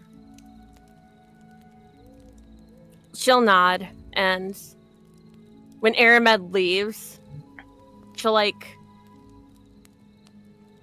test it out ever so slightly, and if she finds it to be good, she will eat it. It is simple, fragrant, and surprisingly filling. Then she'll probably eat it all, yeah. It's nice to have something you're not worried about or having just to eat a salad. Like, this was expertly prepared, even if it's simple. The rest of you, while Airman went down below, do you eat? I'd say Aspen is a little bit more focused on just kind of like looking around at everything. Taking in like the different like furniture and the very like cozy homeliness that this has. Like this place that he's assumed that she's kind of built for herself. And he has this kind of almost childlike wonder kind of in his eyes as he just takes in everything that he can see. He's got like the bowl in his hands and it's keeping his hands warm, but he's kind of not really focused on that at the moment. Alright, and taking a look around in the room, you are met by warmth first, not just from heat, but from presence. The room opens wide around the tree's inner curve, its walls paneled in honey-colored wood and living bark. A large hearth fire burns low and steady, its flames reflecting off glass jars, brass, cookware, and polished stones set in the walls. The centerpiece of the room is a soft web-woven couch, layered thickly with quilts, pillows, and fur-lined throws. It curves naturally, cradling those who sit upon it. The silk is impossibly comfortable, supportive, warm, and faintly humming with residual magic. Low tables hold mugs of tea, beeswax candles, half-finished journals, and pressed flowers drying beneath glass. Everything here invites you to sit, to rest, to stay. The kitchen is wide and open, seamlessly connected to the living room space. Counters of smooth stone and wood are built at varying heights, accommodating Elowin's unique form with thoughtful ease. Hanging from the ceiling are bundles of herbs, drying mushrooms, and small copper pots. A broad cooking hearth dominates one wall, its surface large enough to prepare meals for travelers, beasts, or entire caverns. Silk-lined store alcoves are woven directly into the walls, strong, flexible, and labeled with neat handwritten tags. Grains, roots, teas, emergency honey. Crates of preserved food and traveler's supplies are stacked neatly, each wrapped in protective webbing. Nothing here is wasted. Everything has its place. The kitchen smells faintly of baked bread, forest herbs, and something sweet simmering patiently.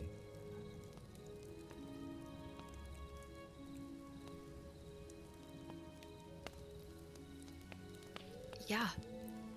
Aspen kind of just like... His tail has been kind of like curled up around his legs so far, kind of like unfurls a little bit, and kind of just like happily bobs behind him as he tries to keep a little bit of like a neutral face. But he looks like you know the I know this picture goes around every single year, but it's the cat underneath the Christmas tree. Mm-hmm.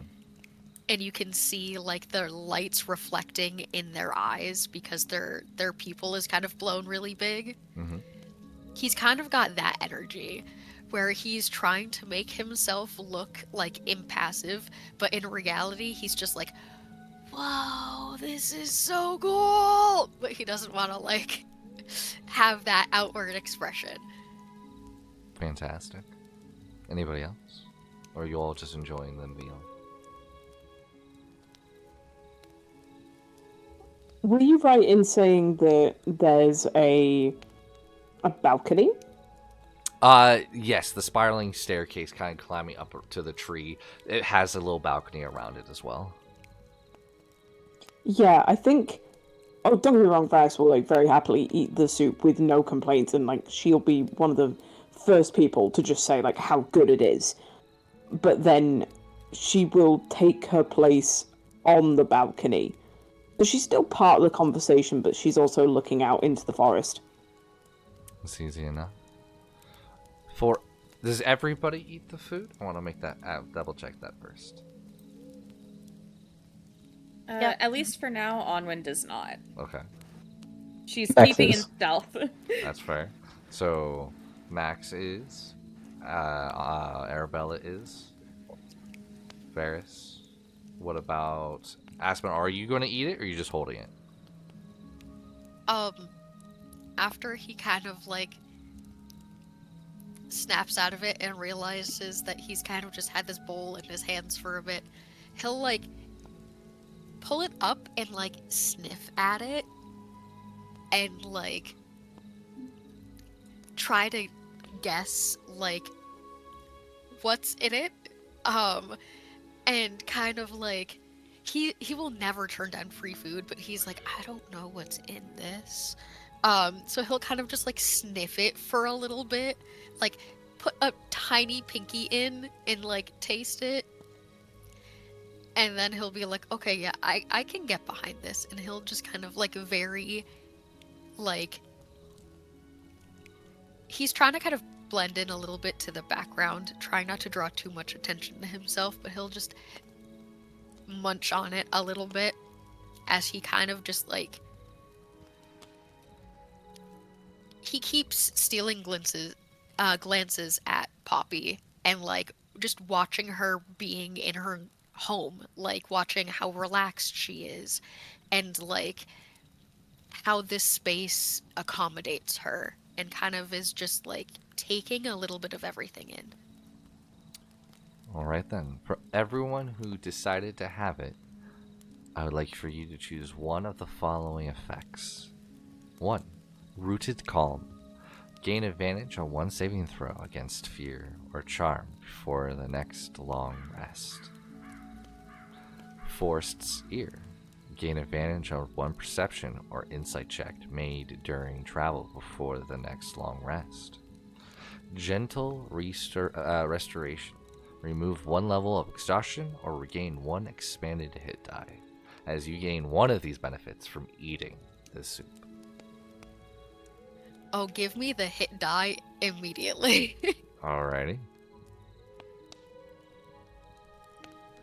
Everybody else, you can choose. Just make sure you know which one you've chosen, and if it comes up, it comes up. All these last till the next long rest, except Gentle Restoration.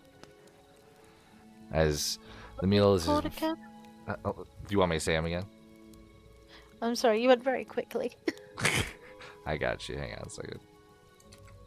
Thanks, sweetie. I got you.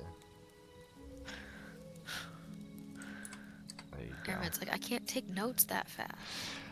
I really can't. This is Weaver's Hearth meal. The meal is infused with quiet forest magic and Poppy's care. You gain one of the following benefits. Can we keep her?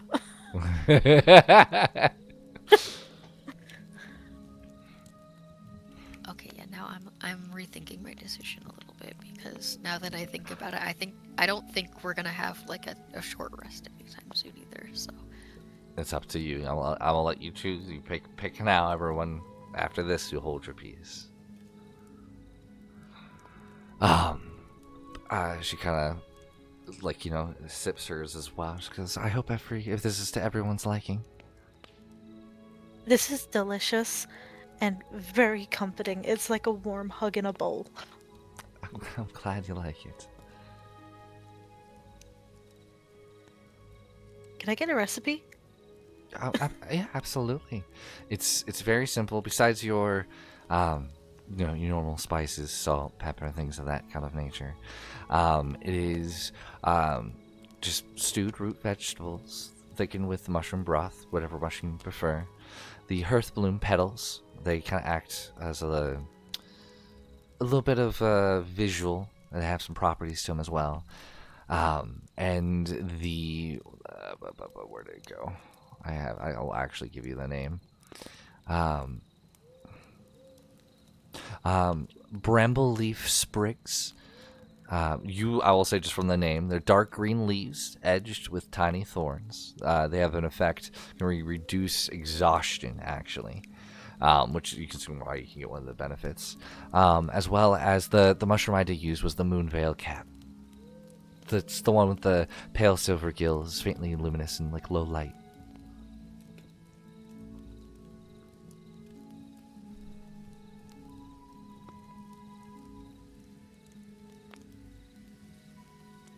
It is writing all this down in like her notebook. And for the sake of making this a little bit easier, she would ask where you could find all of them. If you're heading to Olnevia, you can find the Moonveil cap. Typically, you find them in the late afternoon to evening when the sun's getting ready to head down. That's the easiest one to see them when they're most luminescent. In the morning, they really don't give off much light. They prefer wetter areas, and they typically grow on the east side. The bramble leaf sprigs, you can find them, not too difficult to find, depending on what forests you go into, but they like to mix themselves in with weeds. And she kind of goes, and you can see she gives you a lot of the, almost like an encyclopedia. Like, there's something about her that it's like a book. It's like someone, when they read a book, they know the book. Yeah, that's Emmett in her book. Mm-hmm. So, okay. And, did you say Earth Bloom or Half Bloom? Hearth. Hearth. I got you. Okay. Hearth Bloom petals, sorry. Hearth bloom.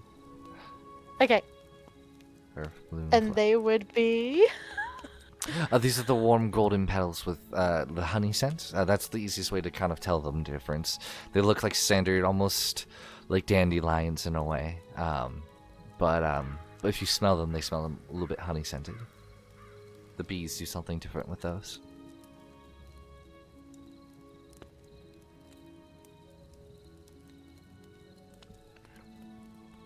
Cool.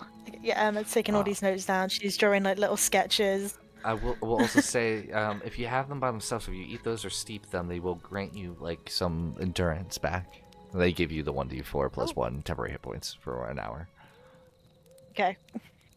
Is that the It's the Hearth petals? bloom flowers. Yeah. Yes.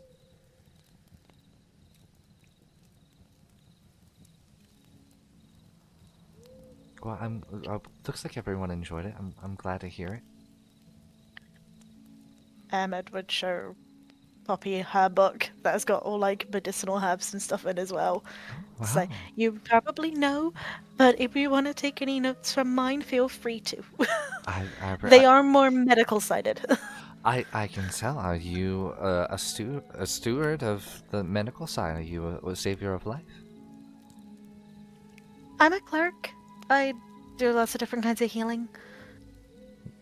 That's very admirable of you, and I admire your faith and your well-doing into the 5 elements, and that you're pursuing your path. How did you know I was from the 5 elements? From your book.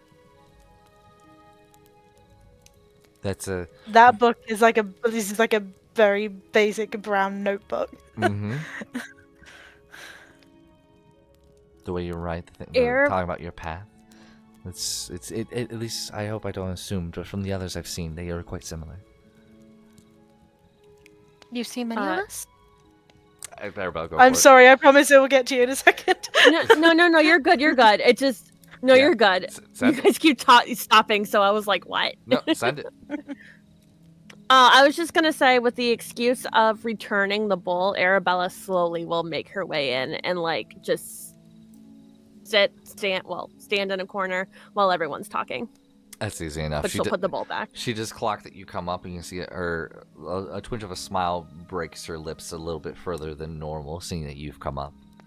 I have in my time. I have seen. I've met people from the 4 elements. You're far and few between, just like us, but a bit more. And You happen to catch their names? She kind of looks. She goes, "I apologize. They did ask me to refrain from ever sharing their name, just who they were and that they meant well." Were they potential high priests and high priestesses? I believe 2 of them were. Was one of those Shariel Sombriel? Roll an insight check.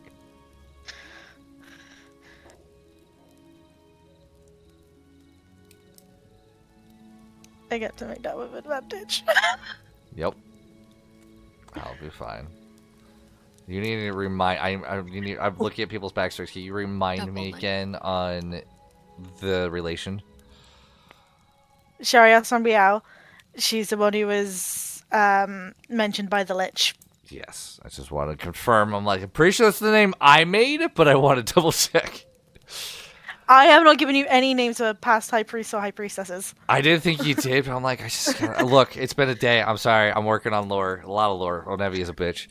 No, again, that's fine. And also, if you want me to flesh some more things out, just literally send a message to be like, "Hey, do these things," and I will do them. I will absolutely. She looks at you and goes, "You know her?" She was a past high priestess in training, but she never came back. I am actually the next high priestess in training. I'm so sorry. And him over there, he's training to be the next high priest. He's like doing Japanese style bulls in his face. It's all the way up. I think he brings it back down, kind of hearing like your voice and pointing. And kind of, there's like a mushroom in his eyeball, and he just kind of gives a thumbs up. Yeah, Ed will just laugh a little. Oh, you're traveling together. That's so nice. She didn't have that opportunity. We're not really supposed to. Or at least that's what the priestesses are told. Apparently the priests aren't told that. No, I'd be very interested in learning about that if you don't mind me making a few notes. No, that's absolutely fine. You can see there's a book off to the side. She just grabs it with her two of her legs. There's a quill right there and a paper. She just sits there like her normal like elven arms don't move. It's the other two, and she's just ready to go start scribbling. Okay, let me find my note. Shit. Yeah, see how I feel? I have 6 of you fuckers. Emmett info. Yeah, it's great. There's the backstory. Whatever you want to share with her. The If you want, you elements. could share just a few things to like get chat into it a bit, and then we could just say you continue through. Yeah, so she'd go through the whole the different steps in order in the training. Mm-hmm. So there's the trial that they have to go through, which is like extensive training. So combat, classroom learning, all that kind of stuff. Then there's something else. There was another thing, and apparently this one is not fully written up. No, it's further down at the bottom, I believe. Dude, I do not at all envy you. Welcome to my life. The trial, the ceremony, and then the quest. Okay. So They are currently on the quest. and you'll see her eyes don't ever differ. Her hands stay in her lap, but the quill, the pen with from all the 2 legs are just like quickly writing things down, almost like the scene from if anyone's seen iRobot, the robot just like expertly doing it. I will say with anyone with a past perception over 18, so that's going to be Odwin, Aramid, Arabella. You just make it, believe it or not. You will see that silver thread is actually being intertwined with every letter. That's fascinating. Thank you so much. And like you continue to tell her as much or as little as you want. If it's everything, it's everything. If it's just that, it's just that. She takes any and all information.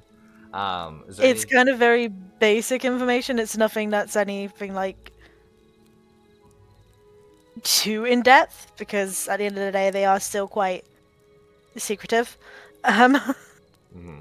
So it's things that are like very basic, like, oh yeah, the trial, we learn the ceremony. It's just to say like, hey, you passed that stage, you're going on to the next one, as you're out in the world, kind of thing. And she completely accepts that and doesn't push for anything more.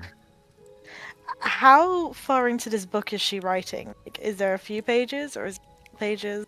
It looks like this one's probably like towards the tail end.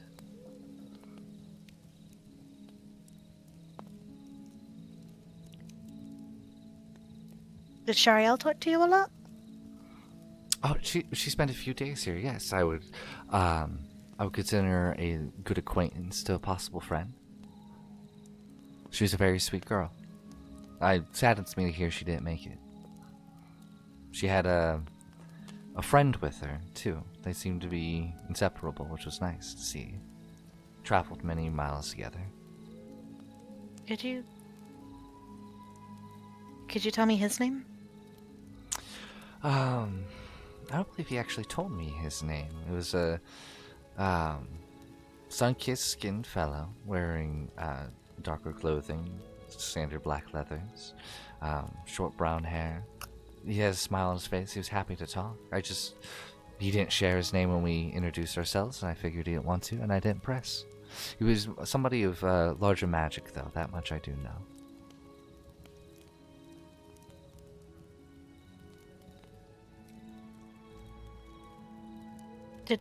Did they say where they were headed? I'm trying to also figure out where she went to get some answers. I believe she was heading closely to where you were, but more to the east. There's some mountains from the east that the waterfalls flow down from. I believe they had some purpose over there.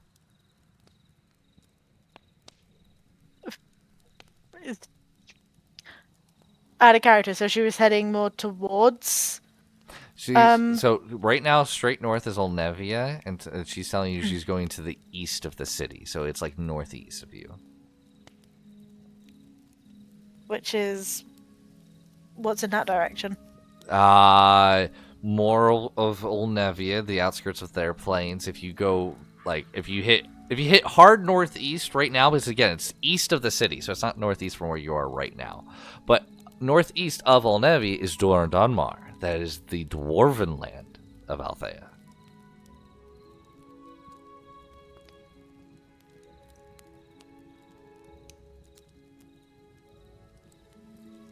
So it could just be east of the city. It could be Dor Donmar. I'm not sure.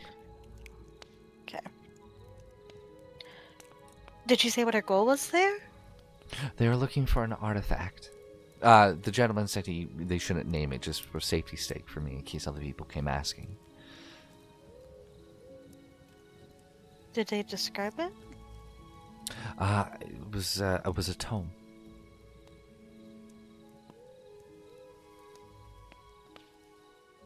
And I'm guessing they didn't say what it did. No, I didn't push for that knowledge. I'm sorry. If I would have had more forethought, I would have asked more and risked it. No, it's... I'm thankful that you know a bit about Shariel and where she was going next.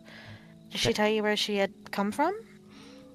Oh, she came from the Four Elements, or do you mean like from the lands here? She spent some time aboard a ship to the west.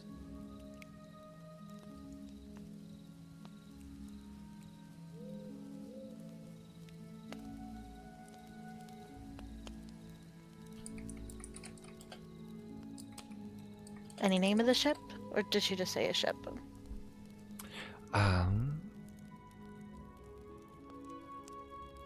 Give me 1 second to look for ship. Yeah.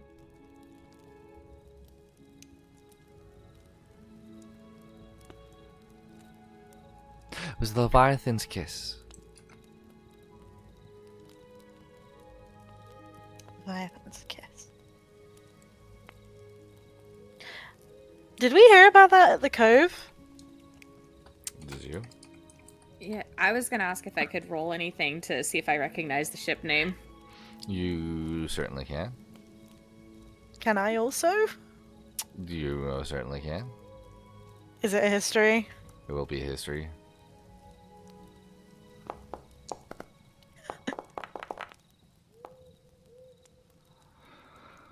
$15 and $14.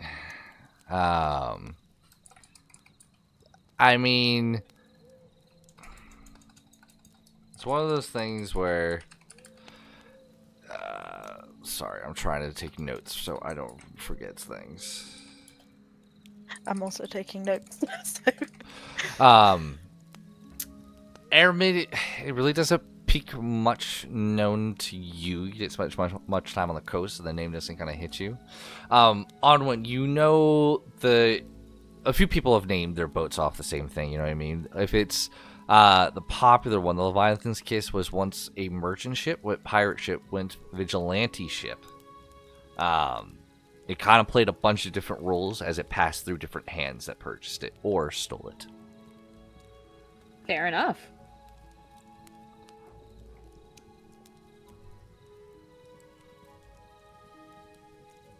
Did you mention any names, like the captain's name or anything?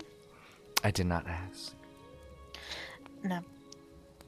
I keep most records of the conversations I've had with people.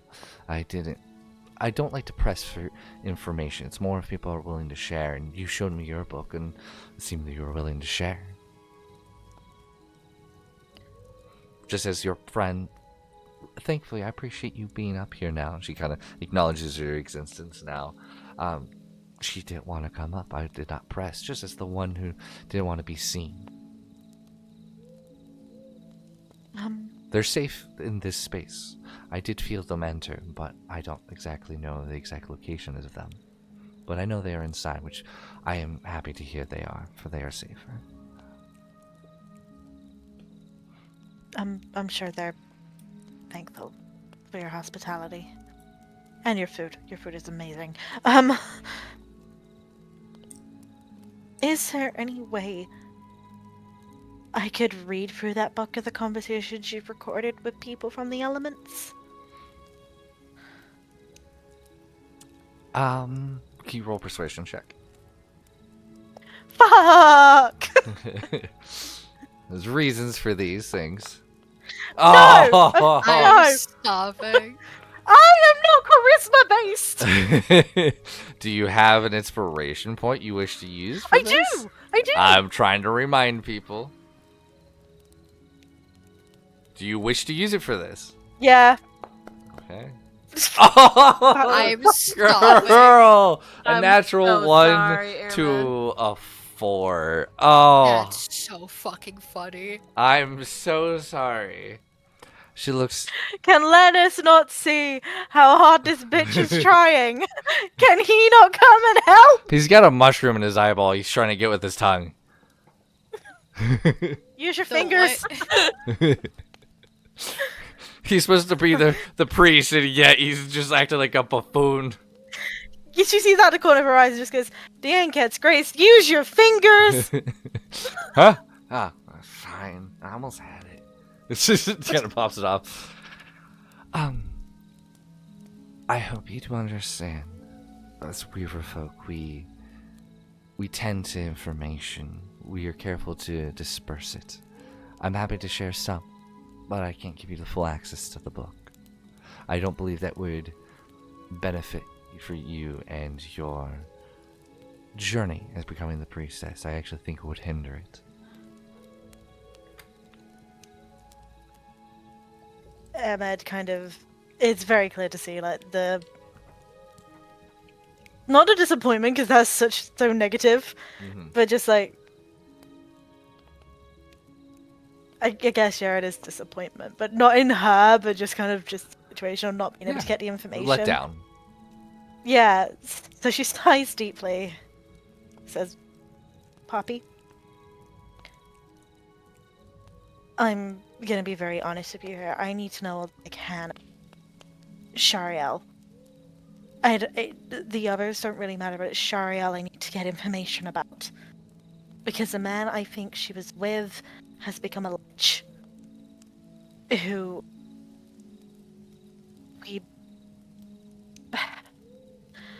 we accidentally released, and now we're trying to deal with that.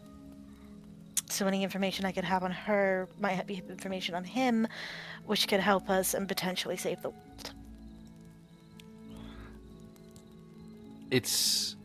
It throws you off a little bit, but you can see as you're talking, she's scribbling all this onto a book. The last page is filled. Immediately pushes the book to the side from a drawer, opens another little notebook up, and begins to scribble again. But her elven arms do not move as you have her full active attention of listening as you're going through all these things. Do you have a name with this lich? Amaravix, the World Devourer. Yes, I am familiar with Amaravix. I understand your need and your want for more information. I will ponder this, and I will give it a night's rest, and I will listen to the nature and the weave to guide me on what information should it be provided. Please do understand that it is not you. It is just nature's way.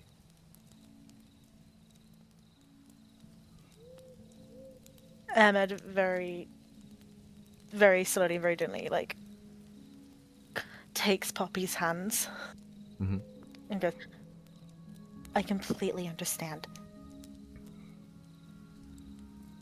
You have to ponder it.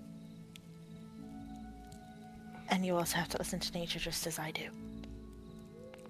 We have to respect its harmony and its balance. I completely understand. Thank you."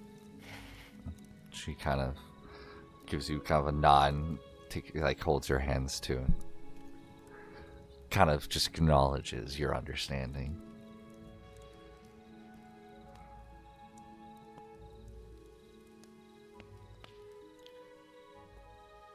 Is everyone's okay? Can I help with any information that other people are learning or yearning for? Aspen will kind of pop up a little bit. he kind of like, now that the food is done, he kind of like fiddles with his fingers like underneath the table, and he ponders a little bit and just, technically I have 2 questions. I guess the first thing is, you've been mentioning that a lot more activity has been happening around the area, and it's gotten a lot more dangerous. Can you go into a little bit more detail about that? Her hands kind of still slightly as you ask the topic. She goes, "Of course, the nights have changed." She kind of admits, creatures that used to keep to the deep wilds are coming closer to the roads. Bandits move like they're almost being pushed. Ogres wander where they never did before. Trolls leave marks, not hunting signs, but like they're searching for something covering land. And the wolves, they don't howl like wolves anymore. I've seen them standing in the moonlight, not hunting, just listening.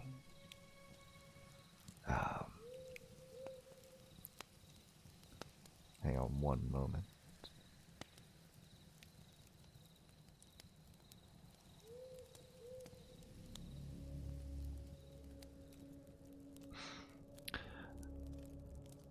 Their eyes glow wrong, not in a feral way, just aware.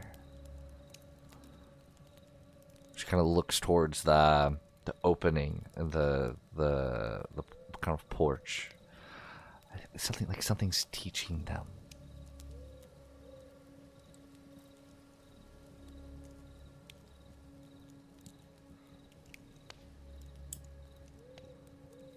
Aspen's head kind of like tilts to the side a little bit, and his eyebrows kind of pinch together, and a look of both confusion and like he's pondering something. And these are just normal wolves, not were-people, right? I do believe these ones would be lycanthropes, but they don't believe to be natural. Like something has drawn or placed them or altered them in some way. And you said they're being drawn in the same direction, correct? They're all being drawn to the same spot? The bandits seem to be pushed all around the forest. They don't usually dwell in the forest, they stay to the roads. The ogres stayed in the deep wood. They haven't come out here, and recently they have. The trolls, they stick to their bridges or mountain passes. They're now wandering, searching. Lycanthropes haven't been in here in a very long time. The wolves have been. The wolves are natural now. They've swapped from 4s to 2s. Standing unnaturally. Others searching, eyes glowing. I haven't seen a lycanthrope like this ever. I believe them to be altered in some way. If they're lycanthrope in general, they could just be man-made, magic-made, something morphed in the ether of the weave.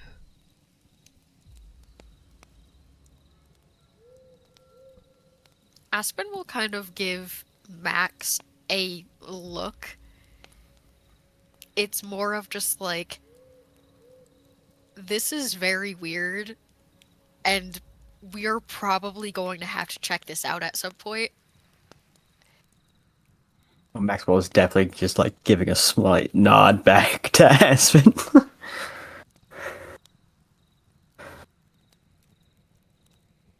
Interesting. Okay. Would I be able to, because I can hear this conversation happening, I don't know what role it would be, whether that is nature or survival. Can I just rack my own memory to be like, have I ever heard of creatures like this before? You can, and the role would be... Oh, man. I'll say nature or history. They both get you different answers. I'm definitely going to go with nature then. Oh, Natural Nice. 20 That's on their that second one. nat 20 this game. Holy shit.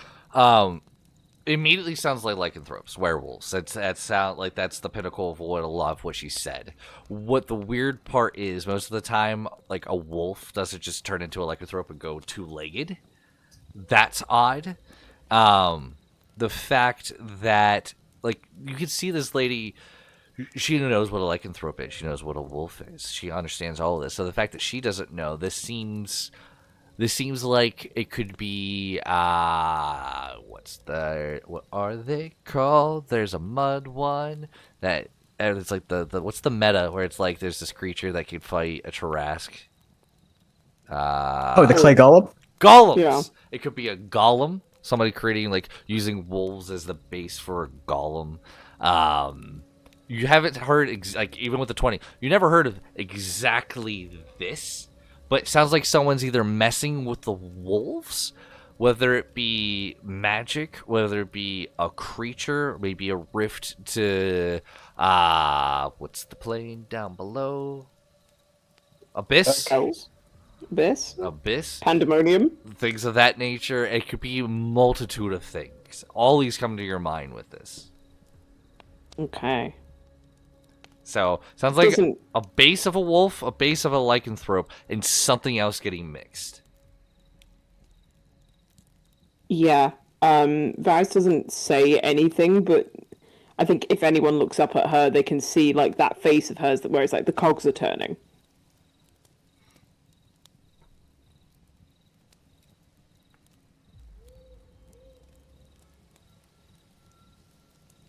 Aspen kind of nods to Poppy. So somebody's definitely altering them. Something is definitely going on. And I really, really hope it's not what I'm thinking of. As Aspen kind of just like pinches the bridge of his nose a little bit. If you do ever find out what they are, I would most love to know. I can make a note of it. Aspen kind of gives her a nod. The second question, I guess it's a little bit more personal. And you don't have to answer it if you don't want to. And Aspen kind of like scratches his cheek a little bit as he like his eyes dart away from her, and he gets like a tiny little bit of a blush on his cheeks. You seem to be very well read and know your way around the area very well. And this home seems to be like it was made just for you. If you don't mind me asking, how long have you lived around here? Were you born here? It's perfectly fine, and it's okay to ask. People don't really know of us anymore like they did of old. Are you familiar with Weaver folk? Everybody roll a history check.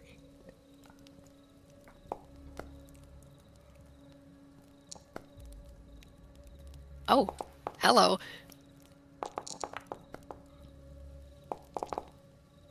I was really hoping for a nat 20 right there. Be like, I've heard stuff. Can I Yes. use a sorcery point to reroll that? Yes?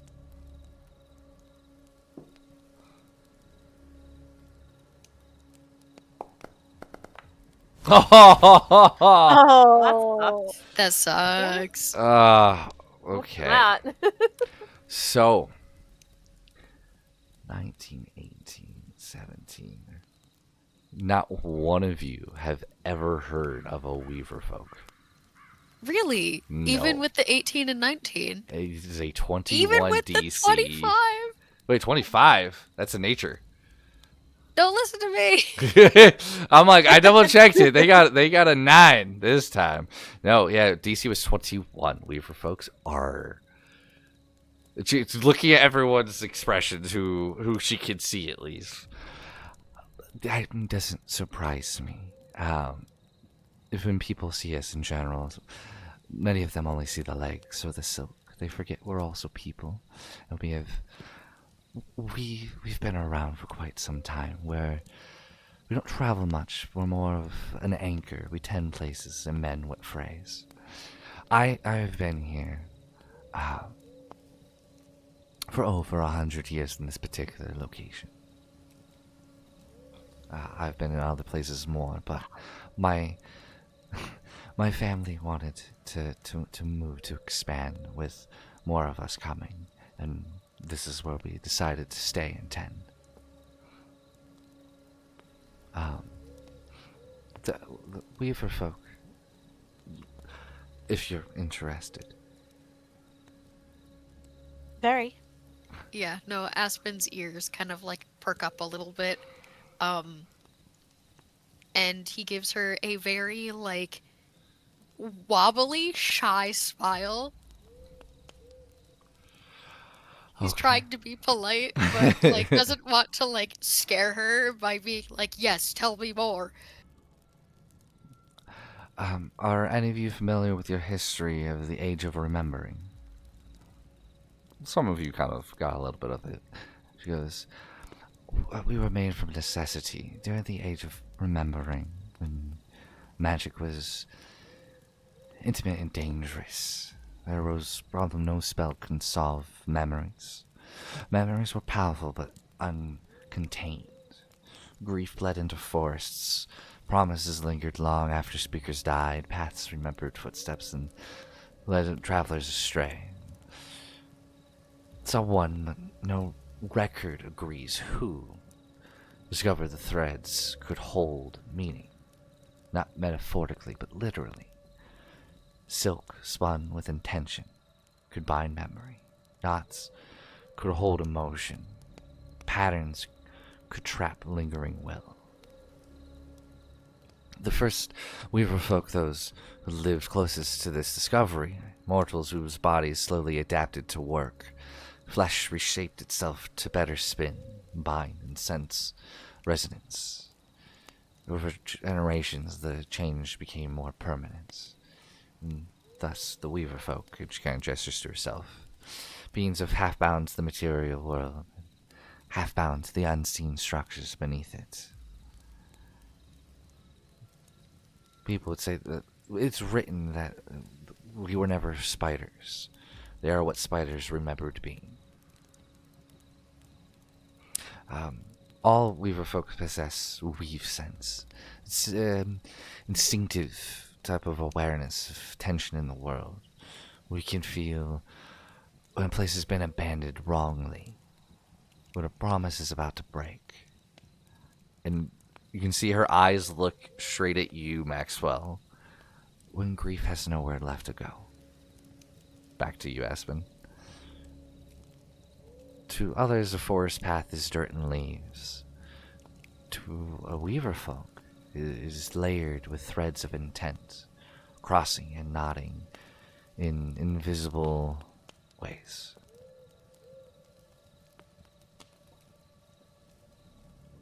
She just kind of pauses if people want, like, seeing if there's want to know more. Definitely want to know more. People at the edge of the seat listening. Oh, 100%. We are putty in our hand right now. No, literally. She kind of pauses a little bit. There was a great tragedy. History would rewrite itself to have never come to be. During the rise of the early cathedral states that would later become Shademount Cathedral Empire, Weaver folk were then enslaved when they learned of our power.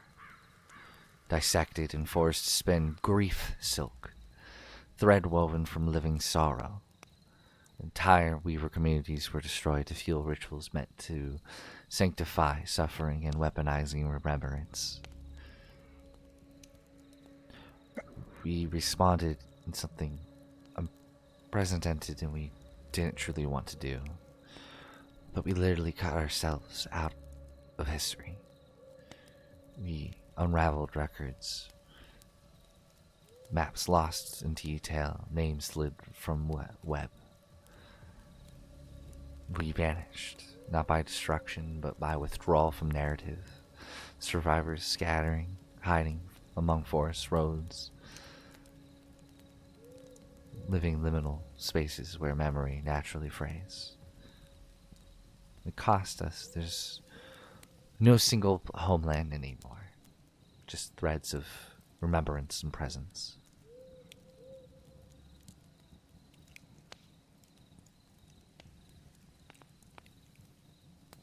I would say as Poppy is kind of like speaking, at least for Aspen, his emotions kind of just flash across his face and he doesn't really realize it. It's that kind of like the curled lip and the like face of disgust at the, you know, enslavement of the Weaver folk and forcing them into doing what, you know, might hurt them or, you know, just forcing them into slavery in the first place and destroying them. And the kind of like resigned sadness when they just disappeared and they had to protect themselves. It's this kind of like there's this kind of bone-tired understanding that Aspen can kind of like glean from how she's talking about it. And it kind of it feels awful, especially like obviously he doesn't know if she had to go through that herself, but listening to it he can hear kind of the emotion in her voice, whether she's trying to hide it or not, and seeing how it affects her. And she's been so kind and so lovely, and he kind of just like sets his jaw a little bit. It's okay. We still find meaning in every place we are. We tie knot in grief so it can be carried rather than scream.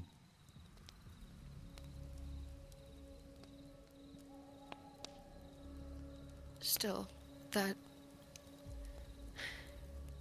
nobody deserves that. That shouldn't have happened in the first place. Time. I'm sorry that you had to go into hiding for just being yourself.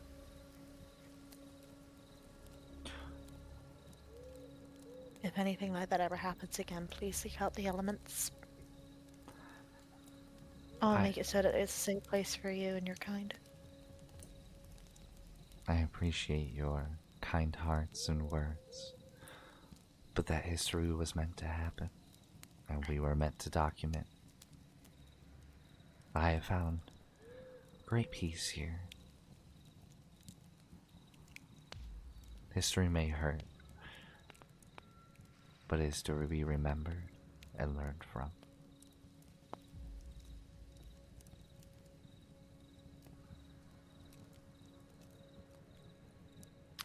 Then, from outside, give me one moment.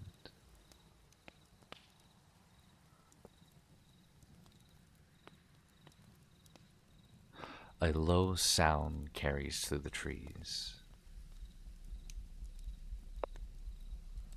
Not a howl, but a breath drawn too long and then release. And you can see the body of Poppy immediately stiffens.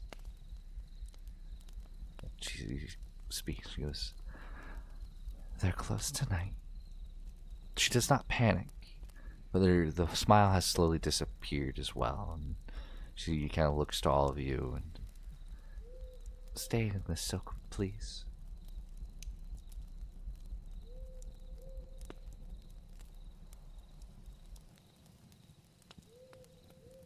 I would say, kind of like seeing her unease, Aspen would probably go to either the balcony where Varys was at or like a nearby window just to see if he can scope out how close they are, if they're as close as she thinks they are. Well, as you're moving there, Ferris, you are already there. We're paying attention, and I'm going to now explain. You can see shapes moving at the edge of your vision. Eyes reflecting moonlight from impossible angles. Footsteps that circle, but do not approach. One long shadow does not match any body.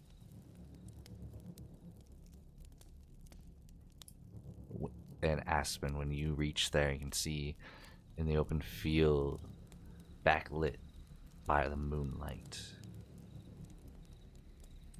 something stands just beyond that clearing.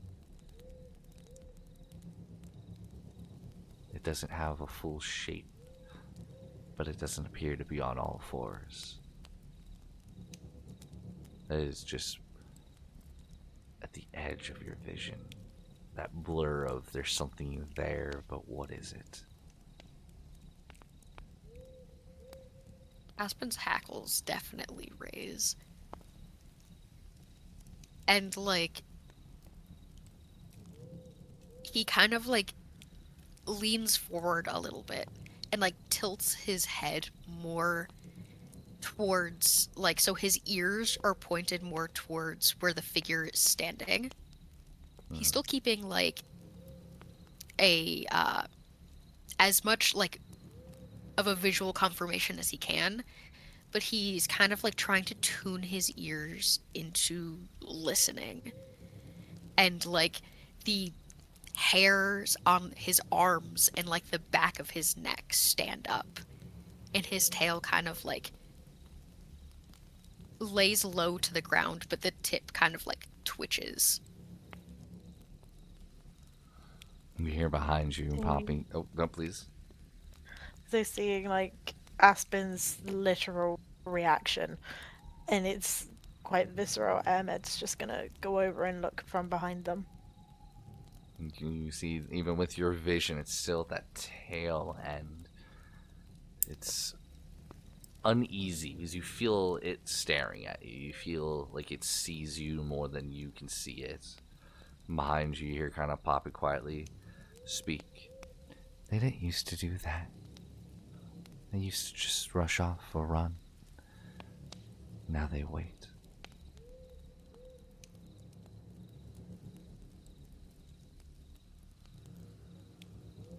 Poppy, is there anyone that you can think of, not necessarily you, but maybe of the Weaver folk, that is still alive that would hold you in either high regard or high fear? Another, are you saying, do I know of another Weaver folk that feels that way? Or just another individual in general?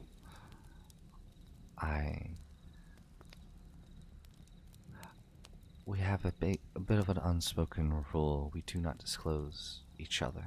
Me sharing a bit of the history, while it's not common, I felt you all valued it more than others might have. I felt comfortable sharing. But the fact that we are all in hiding, there's a bit of assurance of each other. It's disrespectful. I don't mean to be disrespectful. I'm only asking because normally creatures like this, if they are being corrupted or controlled, they're usually given some kind of instruction. And they've specifically been told not to attack this tree. I would not think a weaver would do such a thing. We stray from violence. We rather receive pain than to give it.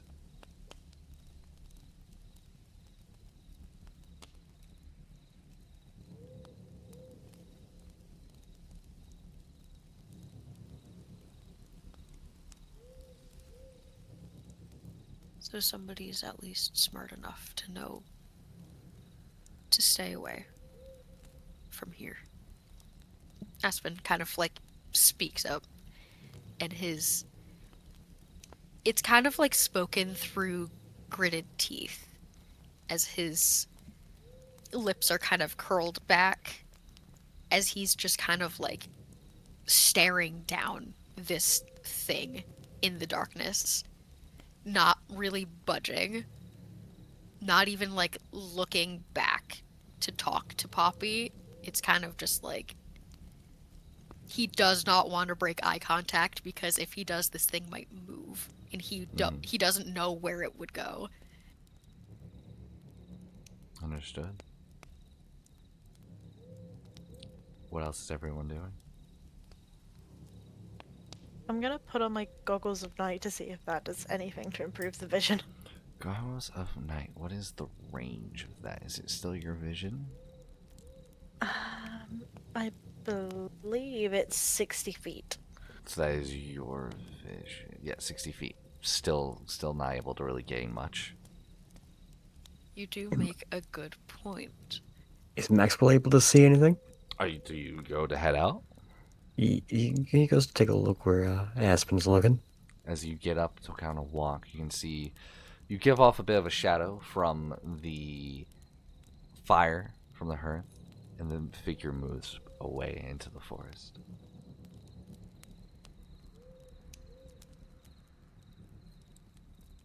As you walk out, you can see a glimpse of a figure walking, but you don't get to see exactly what it is with your dark sight. Fair enough.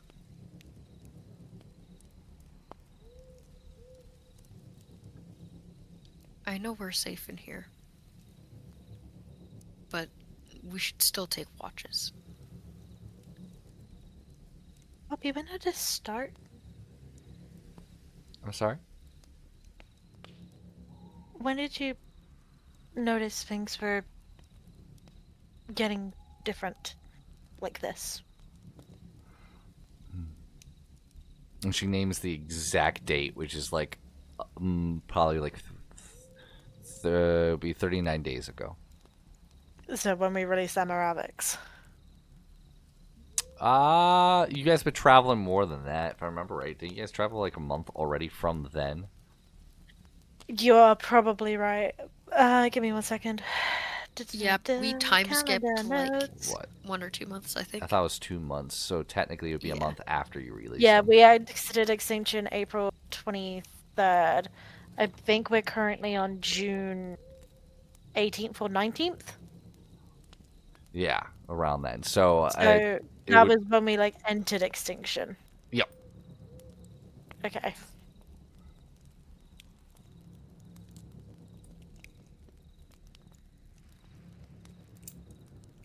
So she would say April 19th then. Yep. I looked at everybody in case people haven't been keeping track of the dates. That's when we entered Extinction.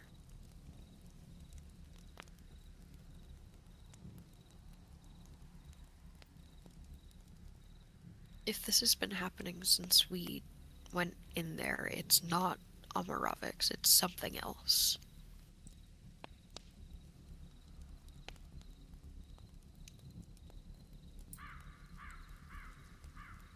Unless he's got people on the outside. He is a powerful lich. But he was trapped there. Had no influence, couldn't get out. He had to fucking possess us to do it.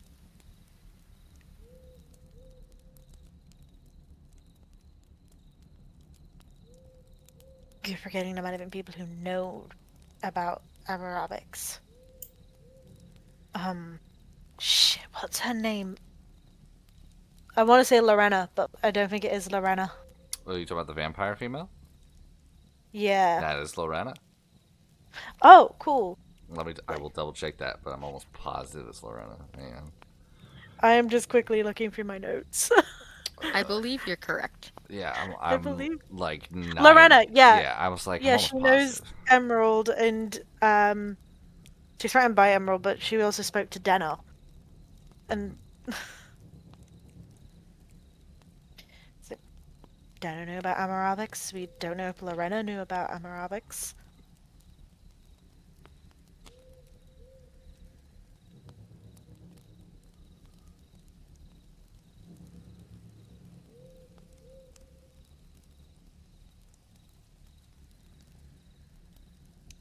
We don't have enough information to make any headway on this. No amount of speculation is going to make anything seem any more understandable. So the what ifs is only going to make us more anxious or more paranoid.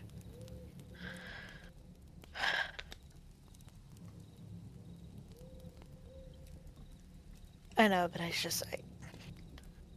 at this point, I don't believe in coincidence.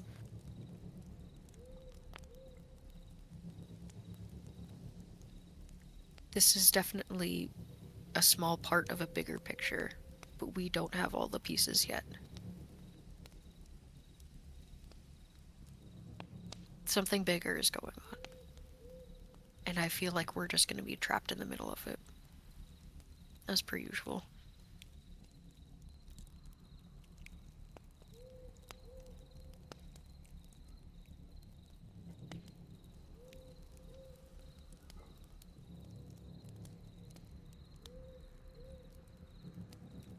Alright. What are you guys doing? You taking watches, heading to sleep? Something else you wish to do? There's something we could do. It would help us Arabella's. figure out. Go for it. Nope, finish D. Sorry. There's one thing we could do that would help us figure out what's going on. Despite your wishes, it would be going out there. What about, primeval awareness? Would that help at all, do you think?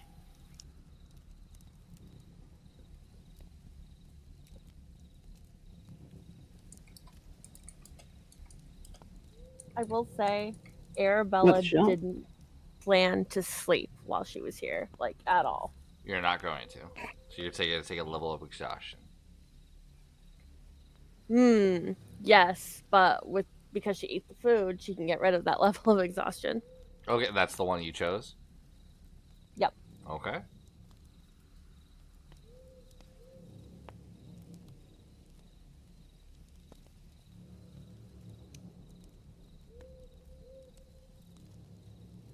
So what's the Doesn't... thought? I'm just thinking, doesn't Lennis have, like, a danger sense thing? But it that you only can goes do? 60 feet, whereas mine goes 6 miles. Right. I don't know how far away these things are either. Nope.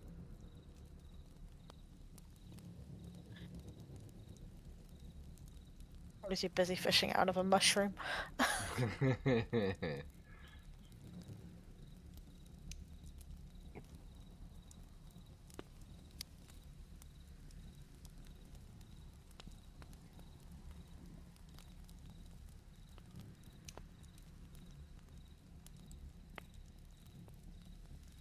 what's the thoughts? I hear someone saying, can you do a primeval awareness? And without even thinking about it, I just go to the balcony and do it. Okay. Go ahead. I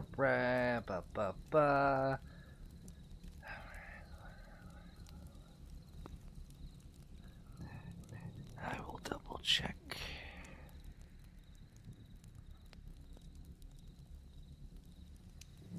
Okay. What is it? Hold on.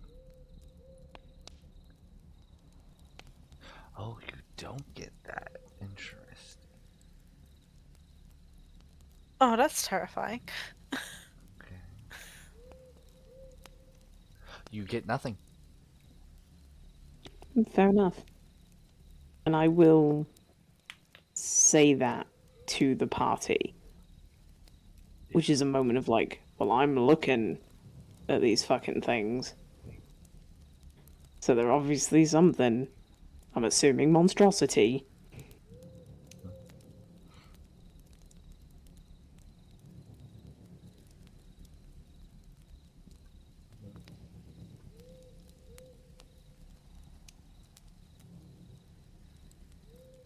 Arabella's just gonna say, kind of. Nope, she's just gonna say it. Well, we're royally fucked if you can't sense anything. Not necessarily. It just means that their hype is a little more niche.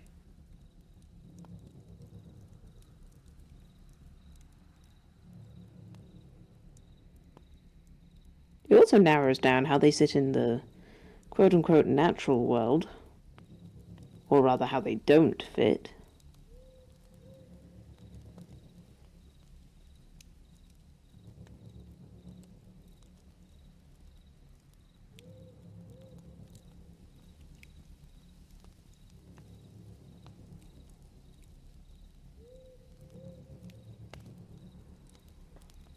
So Whatever it is, we need to keep on our guard. No matter what. Because we don't know what this thing is. Or what it's capable of.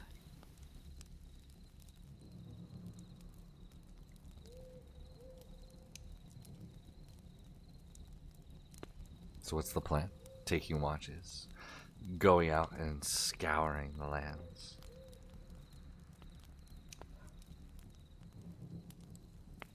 I don't think it's a good idea to go out now at night when it's like their territory, especially. Les looks up and goes, but I thought it was a holy hand grenade. I don't know what that is, but it sounded cool. Aspen Maybe will a kind of hand just like grenade, but roll you're his only- eyes. It also seems like they only act up at night, if I'm right. That is correct. That's the only time I see them. So we don't know what we'd be looking for during the day. Whenever they're not, I just want to say, apparent. I can help as best I can, but you must... I don't know what to share unless you ask, so if I can help, please ask. About anything.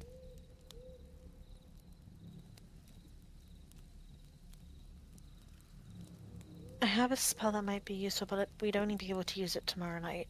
I'd have to prepare it.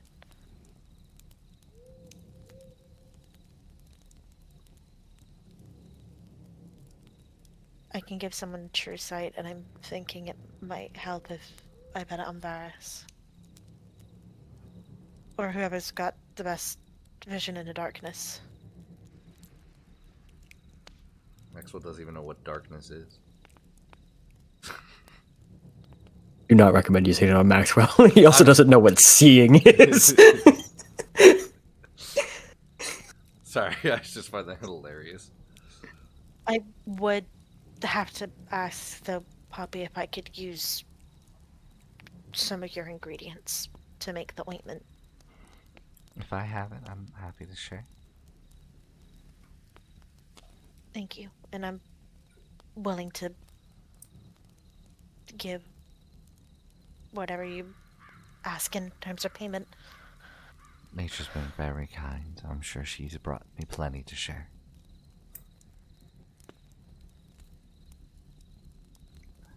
I heard her voice before you arrived, and maybe you have what you're looking for. Mushroom powder, saffron, and fat. I do. I know the spell very well.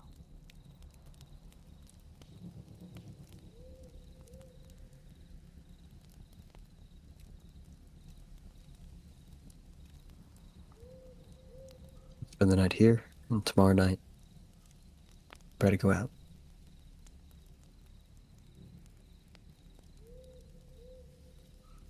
Please do not feel pressured to remain. I have lived with creature many alike another, and some unlike any other.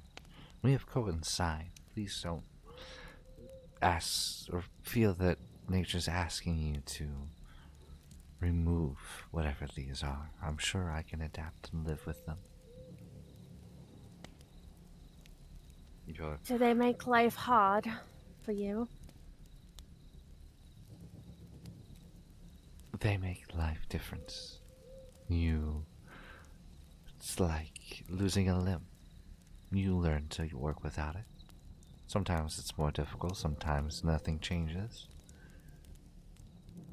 I know your path was bringing you to Olnevia, and that is a large and grand and vast city that in itself has many troubles.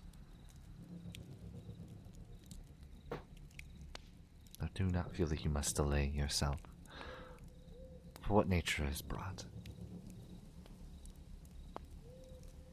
I do not command you. You must find your own paths and where you believe you are meant to go.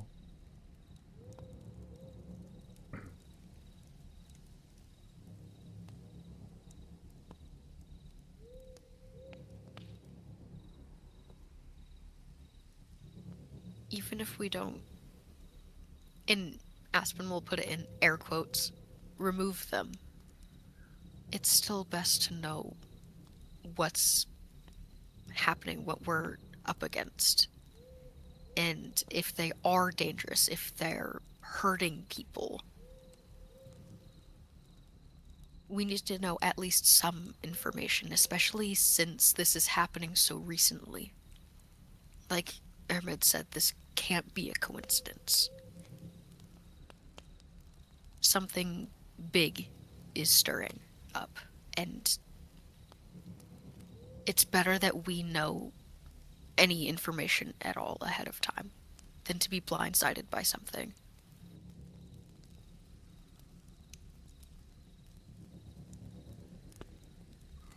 So what's the call? You guys taking rests and watches?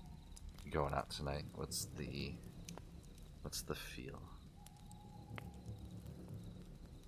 What's for taking rests and then going out the next night? Taking a look and see what's going on with this thing. We can scout ahead in, like, the daylight and kind of see where they, like, if they have any patterns, where they're coming from, where they're going, trying to see where their usual movement is, so we have a generalized idea of where they might be. Do some recon. Okay. Then with that, I say is a good point to stop. We're right at the mark, and we will start off next session with rolls of perception and tomfoolery. But with that, thank you so much to my players. I loved it. I thought it was great. Thank you for chat, for joining us. Maybe getting some lore off of a homebrew race that I a little conjured up. I will say I got the image off of a a Facebook group. I did ask if I could use it, and they said yes. So thank you to that individual. I don't know if they want to be named or not, so I'm not saying anything because that'd be disrespectful. But thank you to everyone. Please join us next week, Friday at 7 p.m. Eastern Standard Time. Or if you didn't catch all of this and you want to check out some other stuff, you should check out 20 Sides of Failure on YouTube. We upload the VODs on Tuesdays at a time that I will find out at some point and remember. So with that, thank you to chat, thank you to my players, and we will see you next week for another 20 Sides of Failure. Bye. Bye. Bye. There's the button.